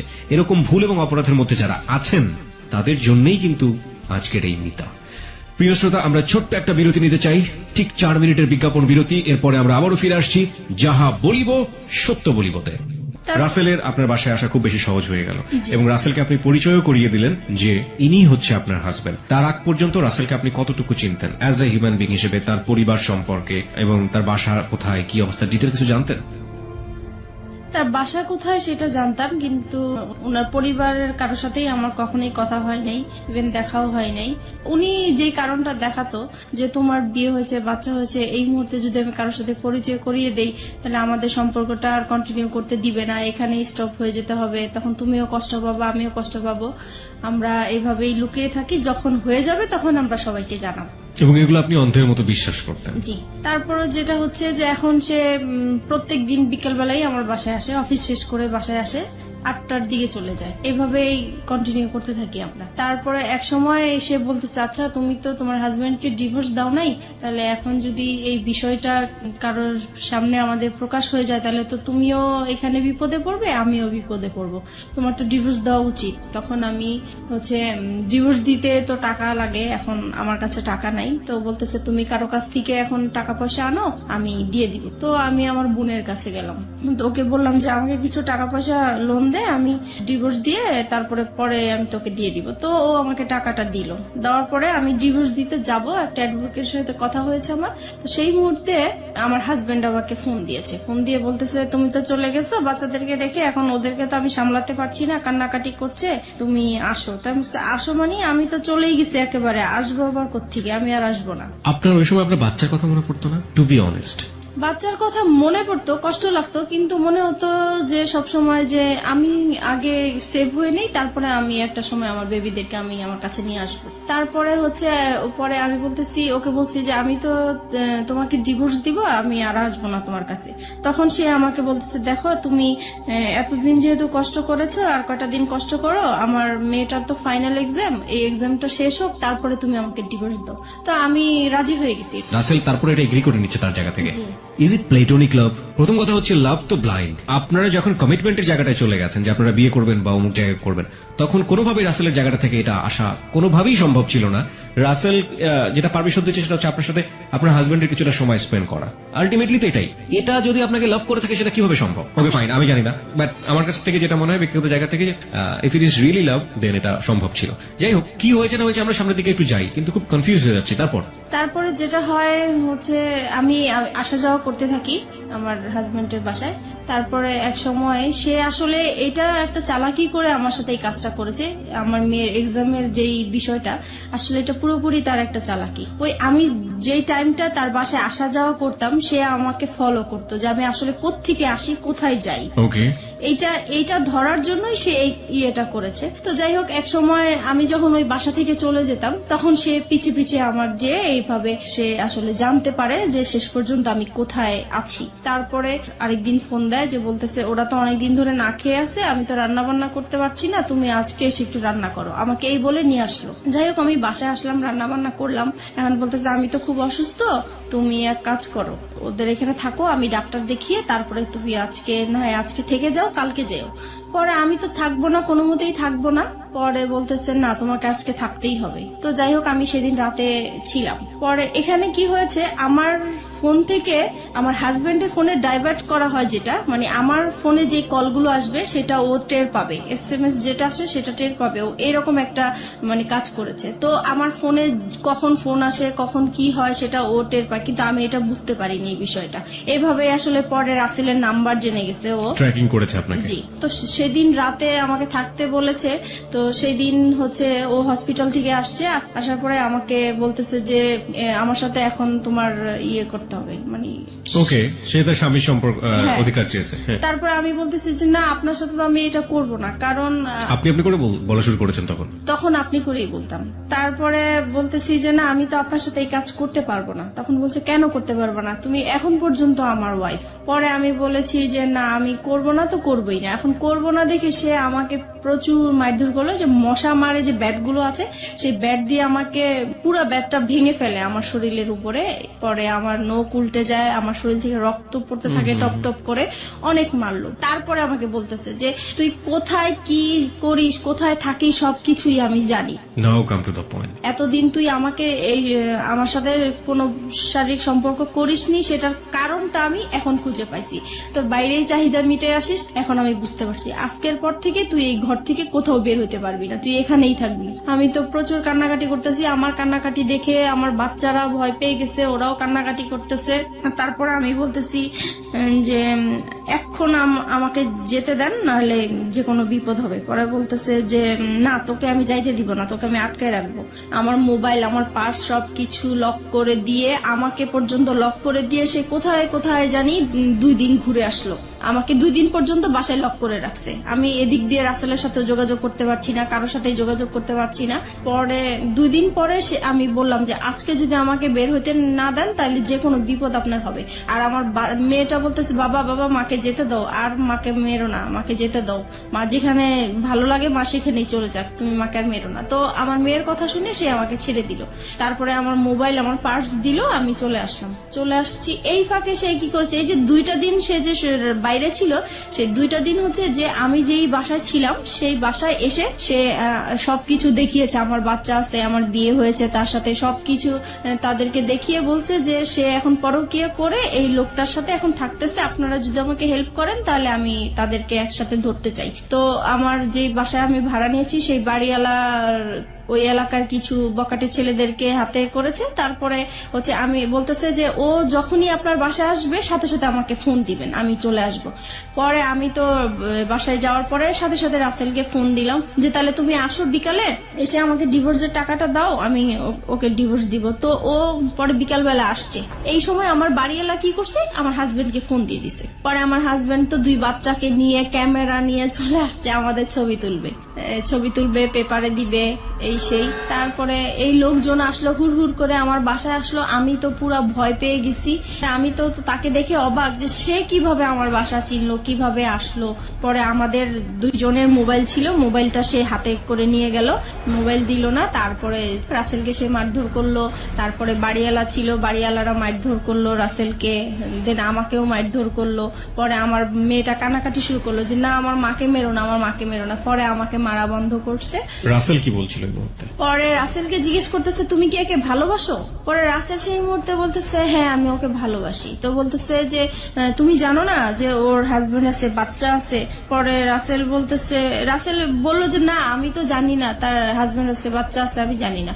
এটা কেমন করে হয়? তুমি তার সাথে হাজবেন্ডের মতো ছিলা, তুমি তার দেখেও তো মানুষ বুঝতে পারে যে তার বিয়ে হয়েছে কিনা, বাচ্চা হচ্ছে কিনা। পরে বললো যে হ্যাঁ আমি দেখেছি। তখন বলে এই তো তুমি 2 রকম কথা বলতেছো।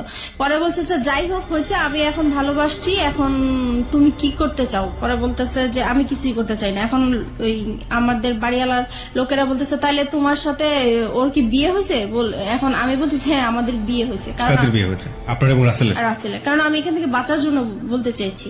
আপনি বললেন যে রাসেলের সাথে আপনার বিয়ে হয়ে গেছে, মানে আপনার এক একজন এক এক রকমের কথা বলতেছেন, দিকবিদিক হারা যাকে বলে। জি। তারপর মানে ওই মুহূর্তে কি বলবো, কি বললে বাঁচতে পারবো, এটা আসলে বুঝতে পারছি এবং না। সবকিছু হচ্ছে আপনার ছেলে মেয়েদের সামনে। জি। আপনার মেয়ের বয়স কত তখন? আর তখন আমার মেয়ের বয়স 9 বছর। কোন ক্লাসে পড়ে? তখন সে কেজি 1-এ পড়ে। ও তো মোটামুটি বোঝে তাহলে কি হচ্ছে। এবং আপনার ছেলে? আমার ছেলে তখন 2.5 বছরের। ফু, তারপর তারপরে হচ্ছে রাসেলকে জিজ্ঞেস করতেছে তোমরা কি বিয়ে করেছো? পরে আমি বলছি যে হ্যাঁ আমরা বিয়ে করেছি। তো বলছে বিয়ে করেছো তো কাগজপত্র দেখাও। তো বলছে কাগজপত্র তার সাথে নিয়ে ঘুরি না, কাগজপত্র অন্য জায়গায় আছে, আমরা পরে দেখাতে পারবো। পরে বলতেছে না এখনই দেখাইতে হবে। তো বলছে এখন তো দেখানো সম্ভব না। পরে বললো যে তুমি তোমার হাজবেন্ডকে ডিভোর্স দিছো? আমি বলছি না ডিভোর্স দেই নাই। পরে তাহলে এটা কেমন বিয়ে? ডিভোর্স দাও নাই বিয়ে? এটা তো বিয়ে হয় নাই আসলে। পরে যাই হোক এইভাবে মানে তর্ক বিতর্ক হতেই থাকে। পরে আমার হাজবেন্ড আবার এই দিক দিয়ে কি করেছে, আমার বোন আমার মাকে ফোন দিয়ে জানিয়েছে যে আপনার মেয়ে অ্যাক্সিডেন্ট করেছে, সে মারাই গেছে, এই কথা বলেছে। না তো আমার মা বোন তো আসবে না, এরকম ঝামেলার মধ্যে কখনোই আসবে না। তো এটা তো মারা গেছে শুনে মানে তারাও খুব অস্থির হয়েছিল। তারপরে তারা আসছে, এসে দেখে তো এই কাহিনী। পরে তো আমার বোন ওখানে সবার সামনে বোনের জামাই অপমান করলো যে তুমি এই টাইপের হতে পারবা, আমার বড় বোন হয়ে এরকম একটা কাজ করলা, কখনোই ভাবতে পারি নাই। তারপরে আমার বোনের জামাই যেটা মানে বুদ্ধি করলো যে এখন এখান থেকে বাঁচাতে হবে, এখন কিভাবে বাঁচানো যায়। তো বলছে যে এখন আমরা বিচার করব, হয় দুইজনকে পুলিশে দিব আর নয়তো বিয়ে দিয়ে দিব। এখন রাসেল বলতেছে না আমি ওকে বিয়ে করব না। পরে বলতেছে কেন বিয়ে করবেন না? আপনার ভালোবাসছেন, এতদিন ছিলেন, কেন বিয়ে করবেন না?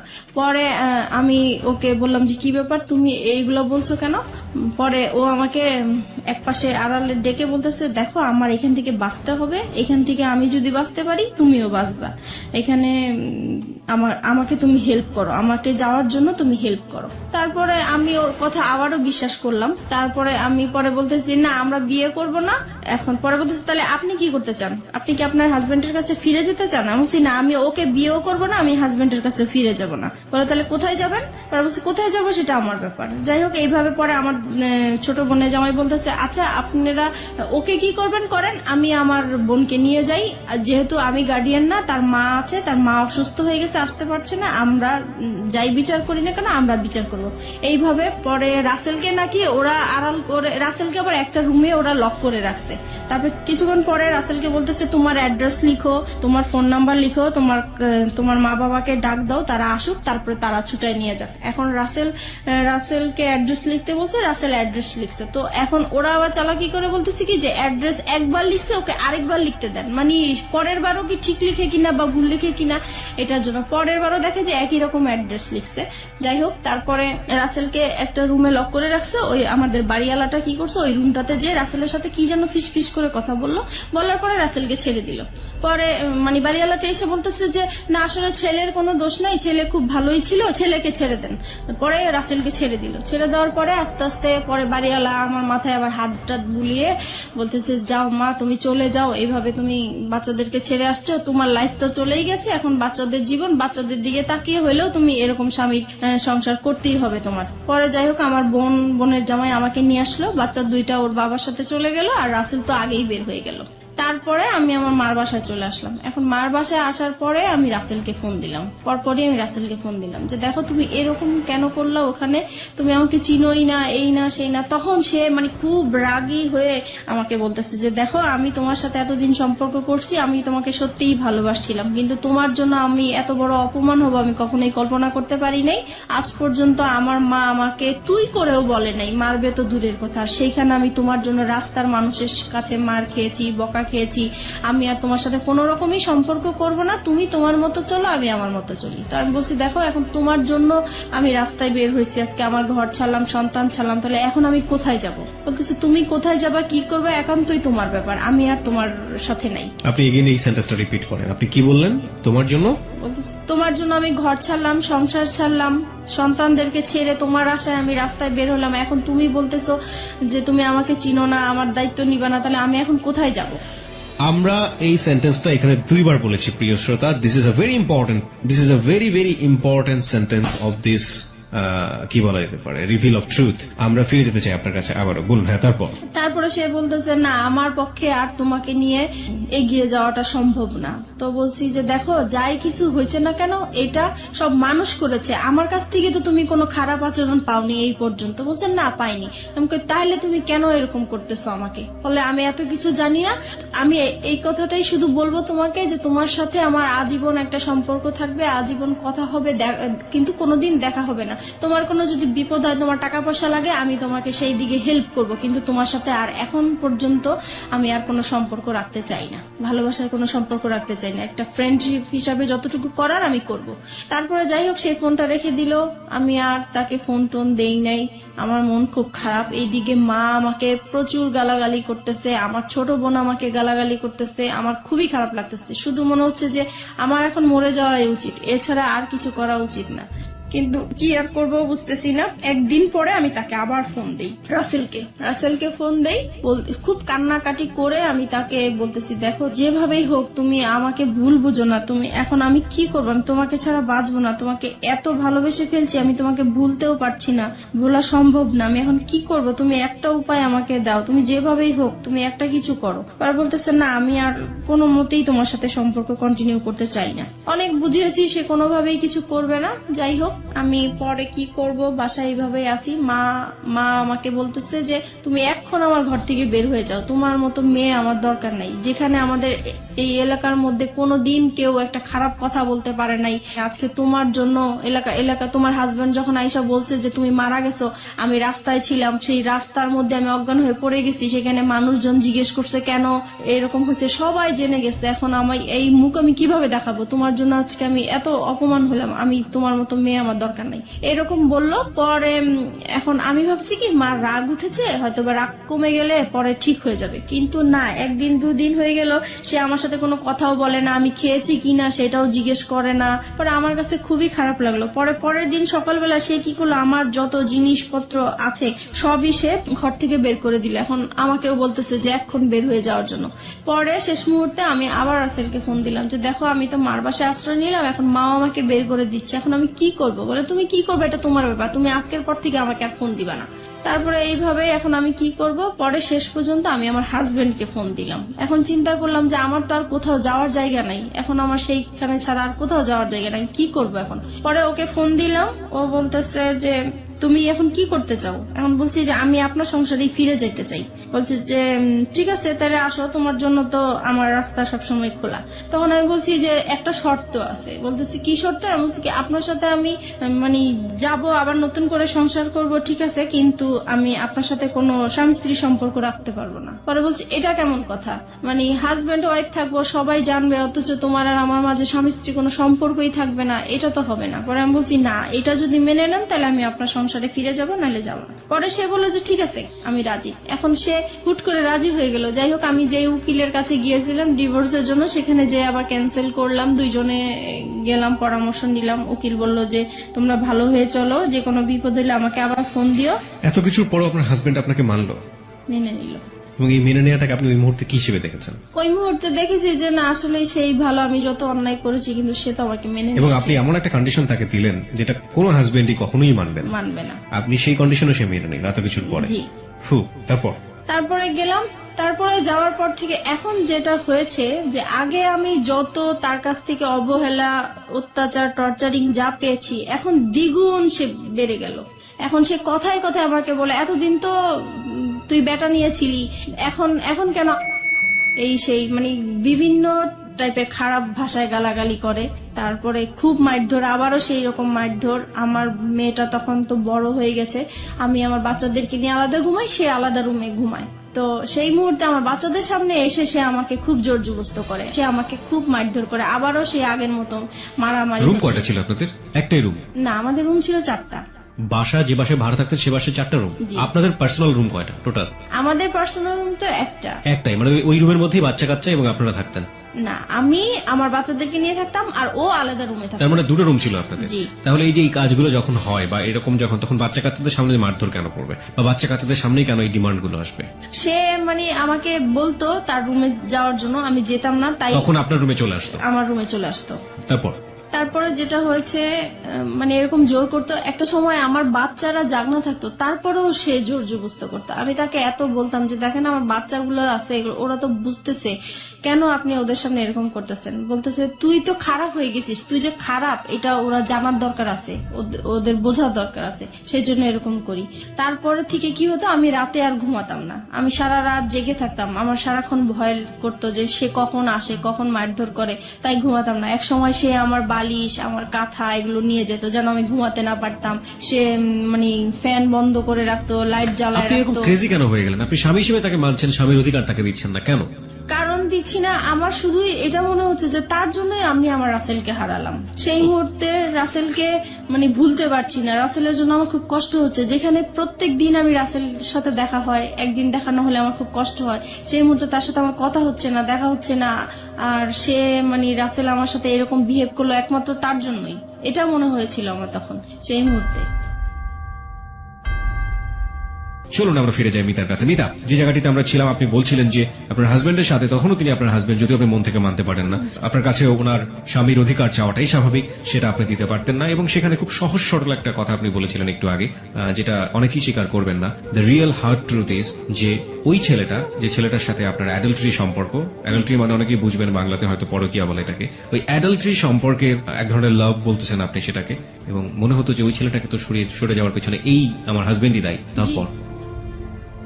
তারপর হচ্ছে এরকম জোরাজোরি করতে থাকে। একদিন আমি বলেছিলাম যে আসলে আমার মনটা তো খুব খারাপ, আমার শারীরিক অবস্থা খারাপ, মানসিক অবস্থা খারাপ, এর জন্য হচ্ছে না, আমি একটু সুস্থ হয়ে নেই। তো বলতেছে তো কি করা উচিত? তো আমি বলতেছি তাহলে আমার একটু ডাক্তারের কাছে যাওয়া উচিত, মানসিক ডাক্তারের কাছে যাওয়া উচিত। তো সে বললো ঠিক আছে তাহলে যাও তুমি। পরে আমি পিজি হসপিটালে যাই, ওখানে দেখাই একজন বিশেষজ্ঞকে।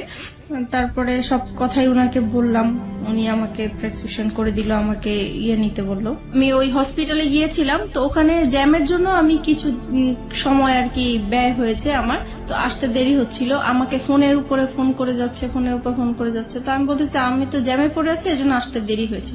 পরে যাই হোক বাসায় আসলাম, আসার পরে সে কি করলো, আমাকে টেনে নিয়ে অন্য একটা তার রুমে নিয়ে গেল, নিয়ে যে আমার মানে কাপড় চোপড় যা আছে সব খুলে আমাকে চেক করতে লাগলো। তো আমি বললাম কি ব্যাপার, আপনি এরকম করছেন কেন?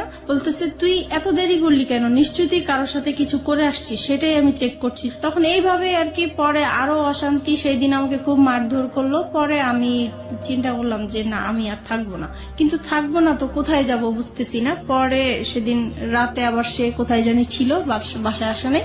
পরে সেদিন রাতে আমি আবার মনে হলো যে আমি একটু রাসেলকে ফোন দিই, একটু ট্রাই করে দেখি। পরে আমার কাছে একটা ফোন ছিল, আমি লুকিয়ে রাখছিলাম ওইটা, আমার তো এমনিতে ফোন টোন সব নিয়ে গেছে।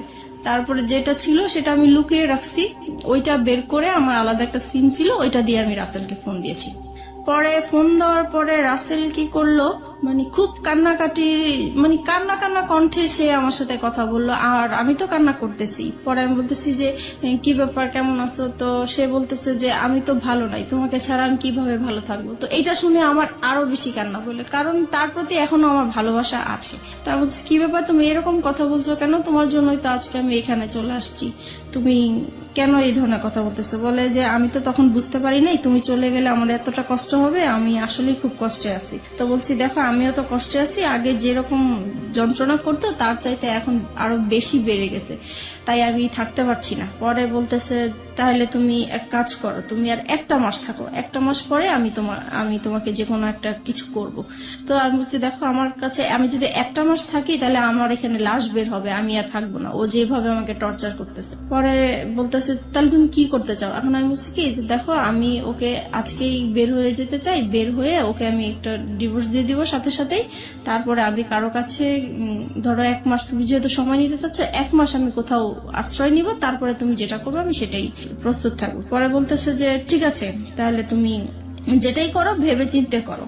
পরে আমি কি করলাম, পরে আমি এখন বের হয়ে যাব। পরের দিন চিন্তা করছি, কাপড় চোপড় নিয়েছি, মানে পরেছি।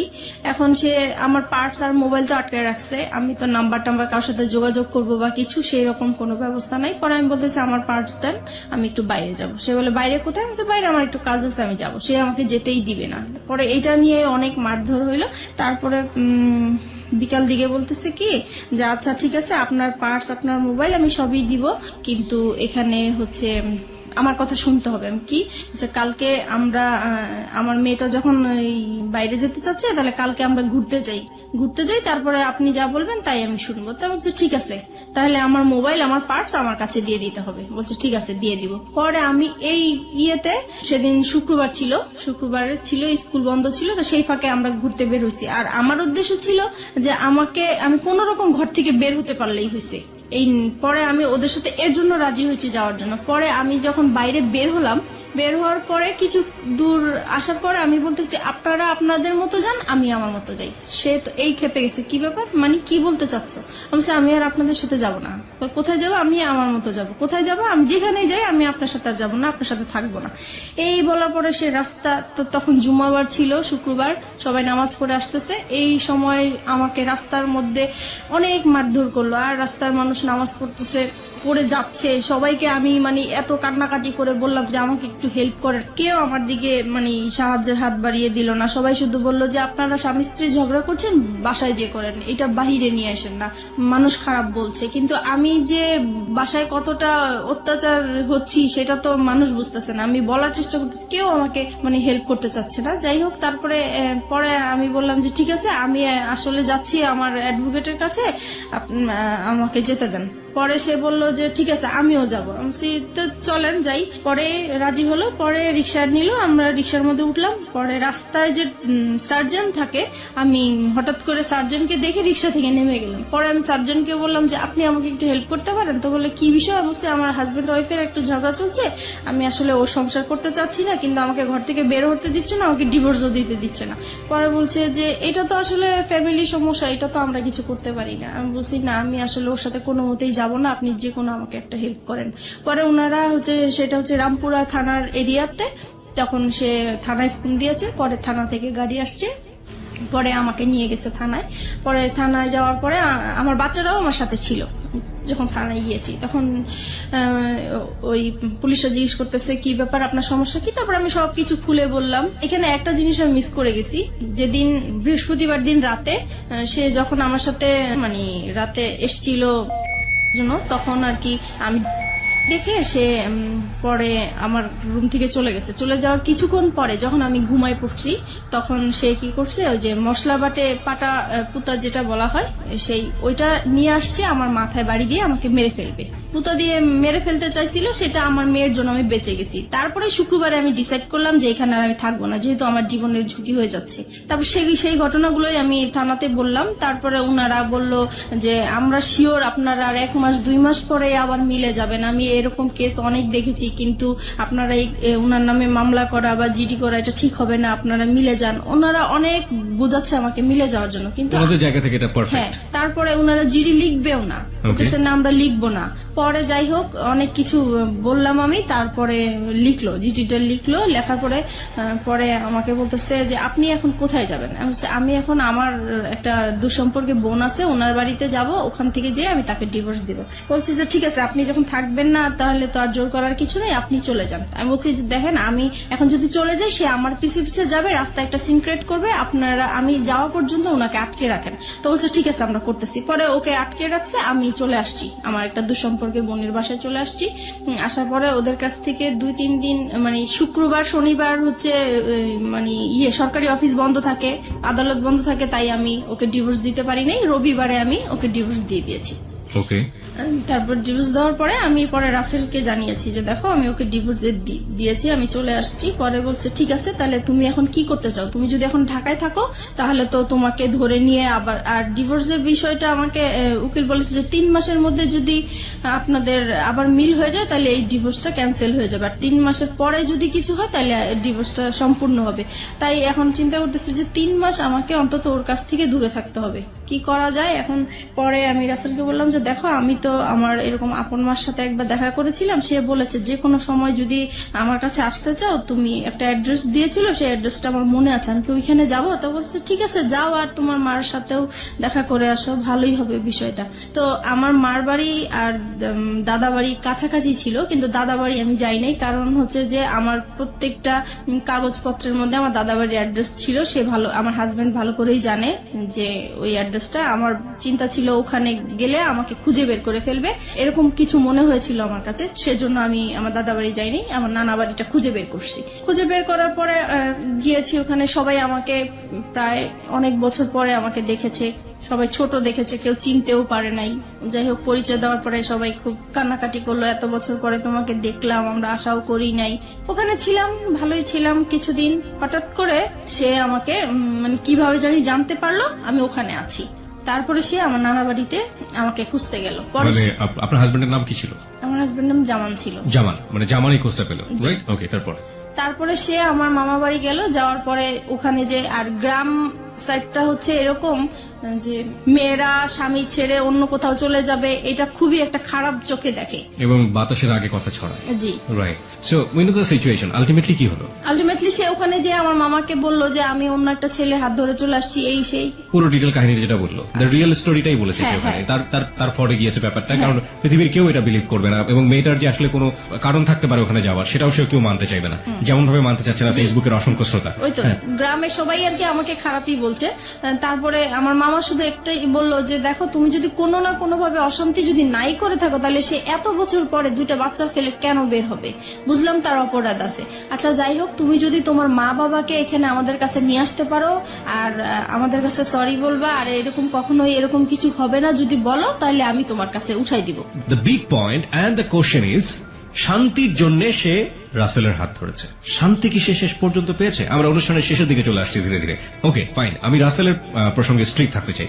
রাসেলকে আপনি তো ডিভোর্স দিয়ে দিলেন, তারপরে কি আপনি বললেন যে এবার আমাদের বিয়ে করা উচিত?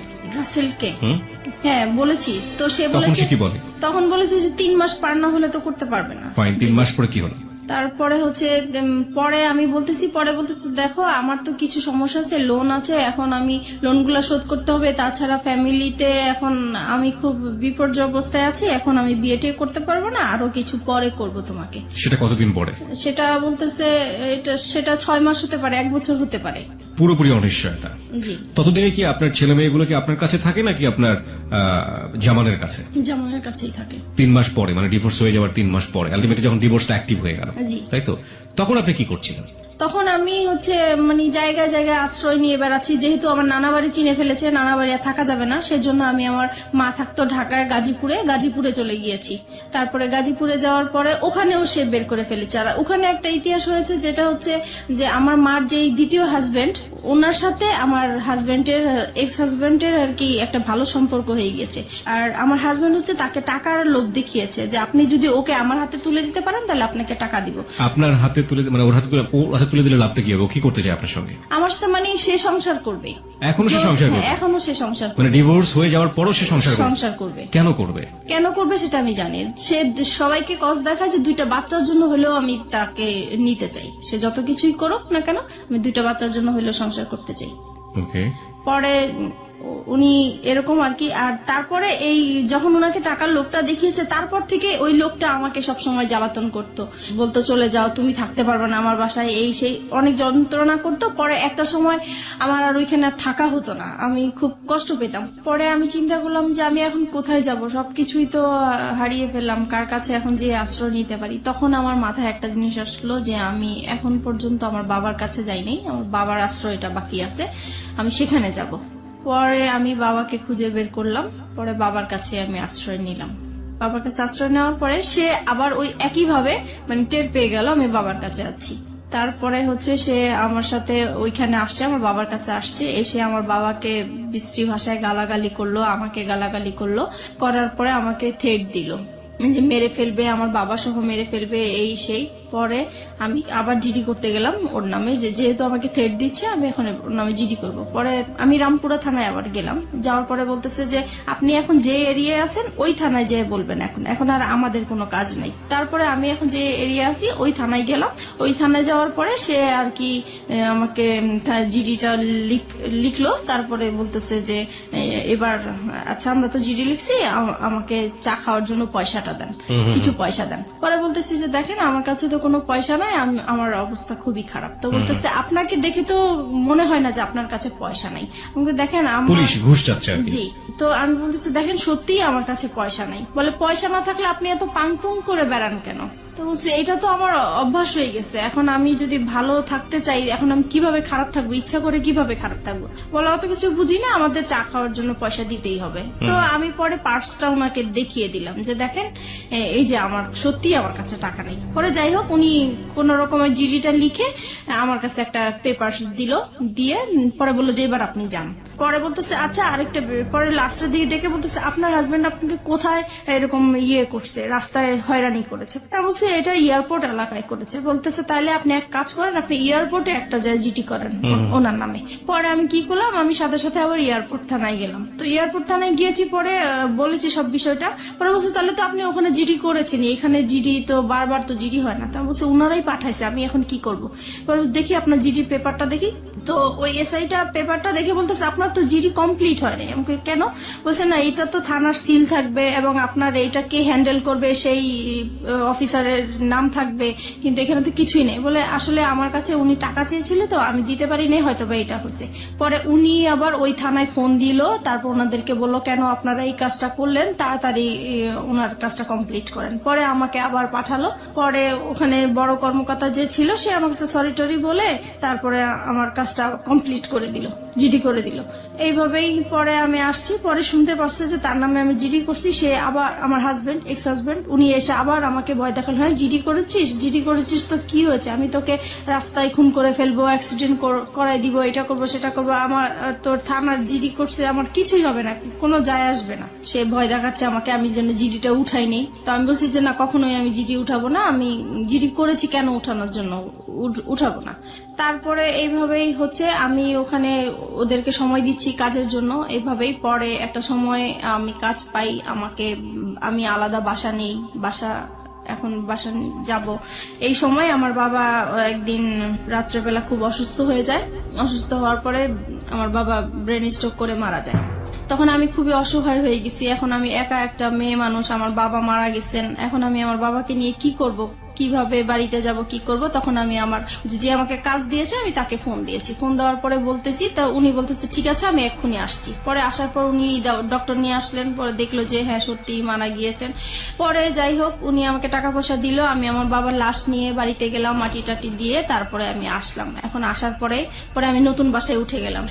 আর এদিকে একটা কথা বলতে ভুলে গেছি, আমি যখন আমার বাবার আশ্রয় পেয়েছি তখন আমি আমার মেয়েকে নিয়ে আসছি, আমার মেয়েকে আমার কাছে নিয়ে আসছিলাম। তারপর আমার মেয়ে ছিল আমার কাছে, তারপরে মেয়েকে নিয়ে আলাদা বাসা নিয়েছি। মাঝে মধ্যে আমার হাজবেন্ডের সাথে কথা হয়, তারপরে আমার ছেলেকে দেওয়ার কথা বলি, সে বলে যে না মেয়েকে নিয়ে গেছো ভালো কথা, ছেলেকে আমি কখনোই তোমাকে দিব না। তারপরে আমি কাজ করতে থাকি, এদিক দিয়ে মেয়েকে স্কুলে ভর্তি করে দিয়েছি। আমি আপনাকে কিছু কোশ্চেন করবো এই মুহূর্তে, কোশ্চেনগুলো খুব ছোট ছোট করে আমি জানতে চাই।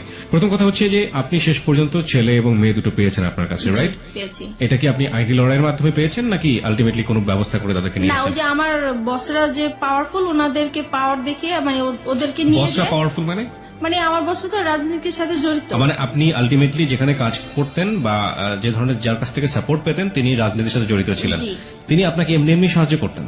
জি। এমনি এমনি কি ওই দুনিয়া আজকালকে সাহায্য করে? এবং তাও আপনার মতো মানুষকে কেন করতে যাবে সে সাহায্য? উনি একটা অসহায় মেয়ে মানুষ হিসেবে আমাকে সাহায্য করেছে। আর ওনার একটা আশা ছিল, প্রথমে আমি বুঝতে পারি নাই। একদিন সে আমাকে বলেছিল যে তুমি যদি কিছু মনে না করো আমি তোর সাথে একটা কথা বলবো। তো বলতেছে যে আমি তোমাকে বিয়ে করতে চাই। তো আমি বলছি যে না আসলে আমি আপনাকে বিয়ে করতে পারবো না। তখন বলে যে কেন করতে পারবো না? তো আমি বলছি যে আসলে আমি একজনকে ভালোবাসি, তার সাথে আমি এখনো আছি, সে আমাকে বিয়ে করবে, আমি তার সাথে কমিটমেন্টে আছি। Okay fine. তখন আপনি রাসেলের সাথে কমিটমেন্টে আছেন? জি। মানে রাসেলের সাথে এক ধরনের লিভ টুগেদার আপনি করছেন উইদাউট বিয়ে, এক ধরনের শারীরিক অনৈতিক সম্পর্ক, রাইট? জি। এবং যে বসের কথা এখানে আসছিল উনি আপনাকে কতদিন পর্যন্ত সাপোর্ট করেছিলেন, না এখনো করছেন? কে বস? যে এখনো সে করছেন, এখনো সে আপনাকে সাপোর্ট করে যাচ্ছেন উইদাউট এনি ইন্টারেস্ট? ওকে। এবং তার সাহায্যেই, তার রাজনৈতিক ক্ষমতার বলেই আপনি আপনার মেয়েটাকেও ছেলেটাকেও দুজনকে আপনার কাছে রেখেছেন। জি। ওকে, রাসেল এখন কি বলে? আমাকে রাসেলের শেষ অবস্থাটা বলেন। রাসেলের সাথে এখন আমার সম্পর্ক মোটামুটি নাই বলা চলে। নাই বললেই চলে? কেন? কারণ সে আমার একটা ফল্ট পেয়ে, মানে আসলে এটা ফল্ট না, কিন্তু সে ফল্ট ধরে জাস্ট আমাকে বলতেছে তোমার এই ফল্টের জন্য আমি আর তোমার সাথে সম্পর্ক রাখবো না। ফল্টটা হচ্ছে যে আমি যেহেতু বাইং হাউসের কাজ করি, আমার বাইরেদের সাথে কন্ট্যাক্ট করতে হয়, বাইরেদেরকে মেসেজ পাঠাতে হয়। তো একটা মেসেজ অবশ্য আমি ব্যক্তিগতভাবে পাঠিয়ে ফেলছিলাম, তো সেই মেসেজটা সে দেখেছে, দেখার পরে সে ওইটাকেই ফল্ট মনে করেছে। তো বলতেছে আমি তোমাকে কাজ করার জন্য সুযোগ দিয়েছি। জীবনে কোনোদিন সে আপনাকে সেই ধরনের কথা বলেছে যে একজন মানুষকে ভালোবেসে সংসার করে তাকে ছেড়ে আসছো, আমাকেও যে ছেড়ে যাবা না, তার কোনো কি নিশ্চয়তা আছে? কখনো কি আপনাকে সেই ধরনের কোনো কথা বলেছে, রেগে হোক বা অন্য কোনো ভাবে হোক? না, এইটা আমাদের সম্পর্ক যতদিন ভালো ছিল ততদিন এই কথাটা সে বলে। ভালো মন্দের জায়গাতে আমি যেতে চাই না, আমি শুধু বলতে চাই যে তার মুখ থেকে কখনো আপনি এই ধরনের কথা শুনেছেন কিনা? লাস্টের দিকে শুনেছি। লাস্টের দিকে শুনেছেন। This is the real fact. Okay, যেটা হচ্ছে যে রাসেল এখন কি বাংলাদেশে আছে, মানে আপনার আশেপাশে আছে? না, রাসেল এখন বাংলাদেশেই নেই। বাংলাদেশেই নাই? কোথায় আছে সে? সে এখন আমেরিকায় আছে। আমেরিকাতে আছে। শেষ পর্যন্ত আপনি কি জেনেছেন তার সম্পর্কে, তার ফ্যামিলি সম্পর্কে? সে লাস্টে আমাকে যখন সে যেদিন চলে যাবে সেদিন আমাকে ফোন দিয়ে বলতেছে, দেখো ওই ফোন টোন বা SMS ওগুলো আসলে কিছুই ছিল না, তুমি আমাকে সরাসরি যদি তোমাকে বলি আমি বাইরে চলে যাচ্ছি, আমাকে তো যেতে দিবা না, তাই আসলে ওইরকম কিছু বলা হয়েছে। এখন যেটা হচ্ছে যে আমি চলে যাচ্ছি, সে আমার কাছে লুকিয়েছে পুরো বিষয়টা। সে বলেছে যে সে ভিজিট ভিসায় যাচ্ছে কিন্তু কানাডায় যাচ্ছে, এই কথা বলতেছে। আমি 3 মাস পরে চলে আসবো, 3 মাস পরে তুমি যা বলবো আমি তাই শুনবো, আমি তোমাকে ছাড়া থাকতে পারবো না। তো এইভাবেই পরে কথাই হচ্ছে, উনি বাইরে থেকেও আমার সাথে কথা বলছে। হঠাৎ একদিন আমার কেন জানি মনে হইলো যে সে আর মানে আমার সাথে নাই, কেমন জানি সে আলাদা। বাইরে যাওয়ার পরে একটু ফোন কম করে, তারপরে মাঝখানে সে বলছে যে দেখো তোমাকে বলছি, তুমি যদি কোনো ব্যবস্থা ভালো কিছু পাও, ভালো কোনো অফার পাও, তুমি চলে যাও, আমার আশায় থেকো না। আর যদি আমার আশায় থাকো তাহলে হবে কি হবে না এর কোনো গ্যারান্টি আমি দিতে পারবো না, এখন সবকিছু তোমার উপরে। তো এটা বলার পরে আমার খুব খারাপ লাগছিল। পরে যেভাবেই হোক আমি কোনো না কোনো ভাবেই তার একটা খোঁজ নিয়েছি, তারপর তার বোনের একটা নাম্বারে আমি ফোন দিয়েছি। ফোন দেওয়ার পরে আমি তার ফ্রেন্ড হিসেবে কথা জিজ্ঞেস করতেছি যে রাসেল কোথায়, রাসেলকে তো অনেকদিন ধরে পাচ্ছি না, ফোনে কোথায় গেছে। তখন সে বলল যে আমার ভাই তো আমেরিকায় চলে গেছে। তো আমি বলছি আমেরিকায় কেন হঠাৎ করে চলে গেল, বলে ও তো ওর ওয়াইফের কাছে চলে গেছে। তখন আমি শর্ট হয়ে গেছি কথাটা শুনে। তারপরে আমি বললাম যে ওয়াইফ মানে সে কবে বিয়ে করেছে? বলতেছে সে তো 3 বছর আগে বিয়ে করেছে। তো বললাম ওনার ওয়াইফের নাম কি? তখন যেই নামটা বললো সেই নামটাতে আমি আগে থেকেই পরিচিত, কারণ আমাকে বলেছে এই নামের মেয়ের সাথে ও প্রেম করেছে, দেন ওদের ব্রেকআপ হয়ে গেছে, কিন্তু আসলে ওইটাই ওর ওয়াইফ ছিল। আর যখন ব্রেকআপ হয়ে গেছে তখনই ওর বউ বাইরে চলে গিয়েছিল, সেই টাইমটা সে আমার সাথে পাস করেছে। এখন বুঝতে পারছি যে সে মানে আসলে টাইম পাস করার জন্যই আমার সাথে রিলেশন করা। এত বড় ভুল একজন মানুষ কখন করতে পারে, মানে আমি ঠিক জানি না। ভালোবাসলেই বোধহয় সম্ভব না। লাভ রানস ব্লাইন্ড একটা কথা আছে যে ভালোবাসা হচ্ছে অন্ধ, এবং একটা মানুষকে কতটা অন্ধ করে দিলে একটা মানুষ এই কাজটা আসলে আমি ওর ভালোবাসার অন্ধ ছিলাম। ও এরকম কিছু কথা বলতো যা আমার কাছে খুবই মানে ভালো লাগতো এবং বিশ্বাসযোগ্য ছিল। আর যেহেতু ওকে আমি বারবার বলেছি আমি এই সমস্যাগুলো আমার হাজবেন্ডের কাছ থেকে পেয়েছি, দেন ও আমাকে মানে সবসময় ফ্রিডম দিত, সবকিছু আমি যা বলতাম তা মেনে নিত সবকিছু। এখন আপনি তো বুঝতে পারছেন যে কেন মেনে নিত। জি, কারণ তার ওয়াইফ ছিল, এটা তার জন্য একটা বোনাস ছিল। কিন্তু আমি কখনো বুঝতে পারিনি, কারণ সে রাতের পর রাত আমার সাথে কথা বলেছে, সে সারাদিন কথা বলেছে, ইভেন কি প্রত্যেক দিন আমরা দেখা করেছি আমার বাসায়। যে আমি কখনো বুঝতেই পারি না যে সে ম্যারিড পারসন হতে পারে। রাইট, ম্যারিড পারসন না হলেও আপনার জন্য এটা একটা ভুল ছিল। সে আপনাকে বিয়ে করেনি, আপনাকে কমিটমেন্ট দিয়েছে, কমিটমেন্ট রাখেনি। This are all fault. Lastly কি অবস্থা বলেন তো আপনি আমাকে? লাস্ট যেটা হচ্ছে এখন সে মানে আমি যে জানতে পেরেছি তার বিষয়গুলো আমি তাকে জানতে দেই নাই, বুঝতে দেই নাই। আমি এখনো তার সাথে কথা বলে যাচ্ছি। এখন আপনি তাকে লাভ করেন? এখনো তাকে লাভ করি, এবং আমার মানে এখনো মনে হচ্ছে যে আমি তার জন্য সারা জীবন অপেক্ষা করে যাব। কেন? কারণ তাকে আমি অন্ধের মতো ভালোবাসি। এই জায়গাটায় যদি পাবলিক আপনাকে গালি দেয়, গালমন্দ করে, আমার কিচ্ছু বলার নেই। I will inspire them to be honest. But আপনি যে কারণে আজকে এখানে এসছেন, ভুলের জায়গাটাতে আপনার ভুলটা কোথায় ছিল সেই জায়গাটা আমি আপনাকে স্যালুট করি। এই ভুলের জায়গাটা আপনি একেবারে শেষ দিকে এসে আমাদেরকে আরেকবার স্মরণ করিয়ে দিন। আপনি কি মনে করেন আপনার ভুলটা কোথায় ছিল, অপরাধটা কোথায় ছিল? আমার অপরাধটা ছিল যে আমার সংসারেই থাকা উচিত ছিল। যত অশান্তি হোক আমি যদি একটু স্যাক্রিফাইস করতাম আমার সংসারটা টিকে যেত। আর দ্বিতীয় ভুল করেছি যে আমি তাকে ভালোবেসেছি, আমার তাকে ভালোবাসা উচিত হয় নাই। আর যেহেতু সে সবকিছু আমার কাছে লুকিয়ে রেখেছে, তার পরিচয় না জেনে এরকম অপরিচিত একটা মানুষের সাথে সবকিছু করাটা আমার ঠিক হয়নি। আপনি কি পারবেন আপনার সন্তানদেরকে সঠিক উত্তর দিতে যে আপনি এগুলো কেন করেছেন? আজকে লাখো মানুষের কাছে আপনি জবাব দিচ্ছেন। আপনার সন্তান যদি কখনো আপনার সামনে দাঁড়ায় জিজ্ঞেস করে, আমি কখনোই কিছু বলতে পারবো না। That is the ultimate penalty of you. আর কিচ্ছু লাগবে না। That is the ultimate penalty. Because আমি ধরে নিচ্ছি আপনার হাজবেন্ড ভালো ছিল না। দেখুন কতগুলো সমাধান হতে পারতো। আপনার হাজবেন্ড খারাপ ছিল, আপনি তাকে ডিভোর্স করে দিতেন। হ্যাঁ, ডিভোর্স করে দিয়ে আপনি আলাদা থাকতে পারতেন, আপনি একটা লম্বা সময় নিতে পারতেন, দুজনের সেপারেশনে থাকতে পারতেন লম্বা সময়ের জন্য, ট্রাই করতেন যে আলটিমেটলি আপনি ফিল করেন কিনা থাকে। ইকোনমিক সাপোর্টের একটা জায়গার ব্যাপার ছিল, ফাইন, ইকোনমিক সাপোর্টের জায়গায় আপনি নিজে স্বাবলম্বী হওয়ার জন্য যথেষ্ট রসদ আপনার কাছে ছিল, আপনি কাজ জানেন, আপনি হাতের কাজ জানেন, আপনি সেগুলো নিয়ে কাজ করতে পারতেন, এবং এই কাজ করে বাংলাদেশে অনেক অনেক মেয়েরা আজকে স্বাবলম্বী, আপনি সেই জায়গাটা থেকে পারতেন, আপনি সেটাও করেননি। আপনি second time fall in love with someone, আপনি দুটো বাচ্চার মা হওয়ার পরেও, এবং সেই ফল ইন লাভটা ঠিক সেম ব্যাপার ছিল লাইক ইউর হাজব্যান্ড, যখন আপনি হাজব্যান্ডের সাথে ভালোবেসেছিলেন, still you are fall in love with that guy, যে মানুষটা আপনার সাথে এক ধরনের বড় হিপোক্রিসি করেছে। তাহলে আপনার প্রথম হাজব্যান্ডের ক্ষেত্রে অপরাধটা কোথায় ছিল? আমি তাকে কোনো অপরাধ দেখছি না। আপনার সেকেন্ড মানুষ যে, সে যদি বিয়ে করে এত বড় চিট করে একটা সংসার ভেঙে দিয়ে বিদেশে চলে যেতে পারে, তাহলে প্রথম হাজব্যান্ড তো তার তুলনায় অনেক ভালো মানুষ ছিল। আপনি তো তাকে কোনোদিন হাতে হাতে ধরেননি, ধরেছেন? ধরেননি, আপনি তাকে সন্দেহ করতেন, সে আপনার পাশে বসে থেকে কোন একটা মেয়ের দিকে ফ্যাল করে তাকিয়ে থাকতো। হ্যাঁ, এটুকুই আপনার কাছে লেগে, আপনি কোনোদিন তাকে হাতে নাতে ধরেননি, আপনাকে সে হাতে নাতে ধরেছে, তারপর আপনার সঙ্গে ঘর সংসার করতে চেয়েছে। সে অন্যায় করুক, অত্যাচার করুক, আপনার কাছে সে অধিকার চেয়েছে, স্বামীর অধিকার, আপনি পালিয়ে গেছেন, তারপর আপনাকে ওখান থেকে বারবার ধরে নিয়ে আসার চেষ্টা করছে দুটো সন্তানের জন্য। লাভ না করলেও দিস ইজ হার্ড ট্রুথ। কিন্তু আপনাকে এই মানুষটা কি দিয়েছে যে মানুষটাকে আপনি স্টিল লাভ করেন? সে তার কাছ থেকে তো কিছুই পাইনি, কিন্তু আমি এটাই বলবো যে তার সাথে আমি সময় কাটাতে আমার ভালো লাগতো। Is that all thing for life? This is very funny. By the way, আপনার জন্য কিছুই বলার নেই, শুধু একটা কথা বলার ছাড়া, সেটা হচ্ছে মিতা, যাই কিছু করেন না কেন আপনার সন্তানের ভবিষ্যৎ খুবই খুবই গুরুত্বপূর্ণ। আপনার একটা মেয়ে আছে এবং আপনার ছেলে আছে, এবং আপনার বেটার ফিউচার আপনার বেটার ইকোনমিক স্ট্যাটাসের উপর ডিপেন্ড করে, এবং আপনার যে লেখাপড়ার স্ট্যাটাস, সেখান থেকে আসলে খুব বেশি ভালো কিছু করা সম্ভব কিনা আমি জানি না, তবে অবশ্যই সেই দিনের জন্য আপনার প্রিপারেশন নেওয়াটা বেটার, যে যেদিন আপনার মেয়ে আপনার সামনে দাঁড়িয়ে বলবে যে আমার ভবিষ্যৎটা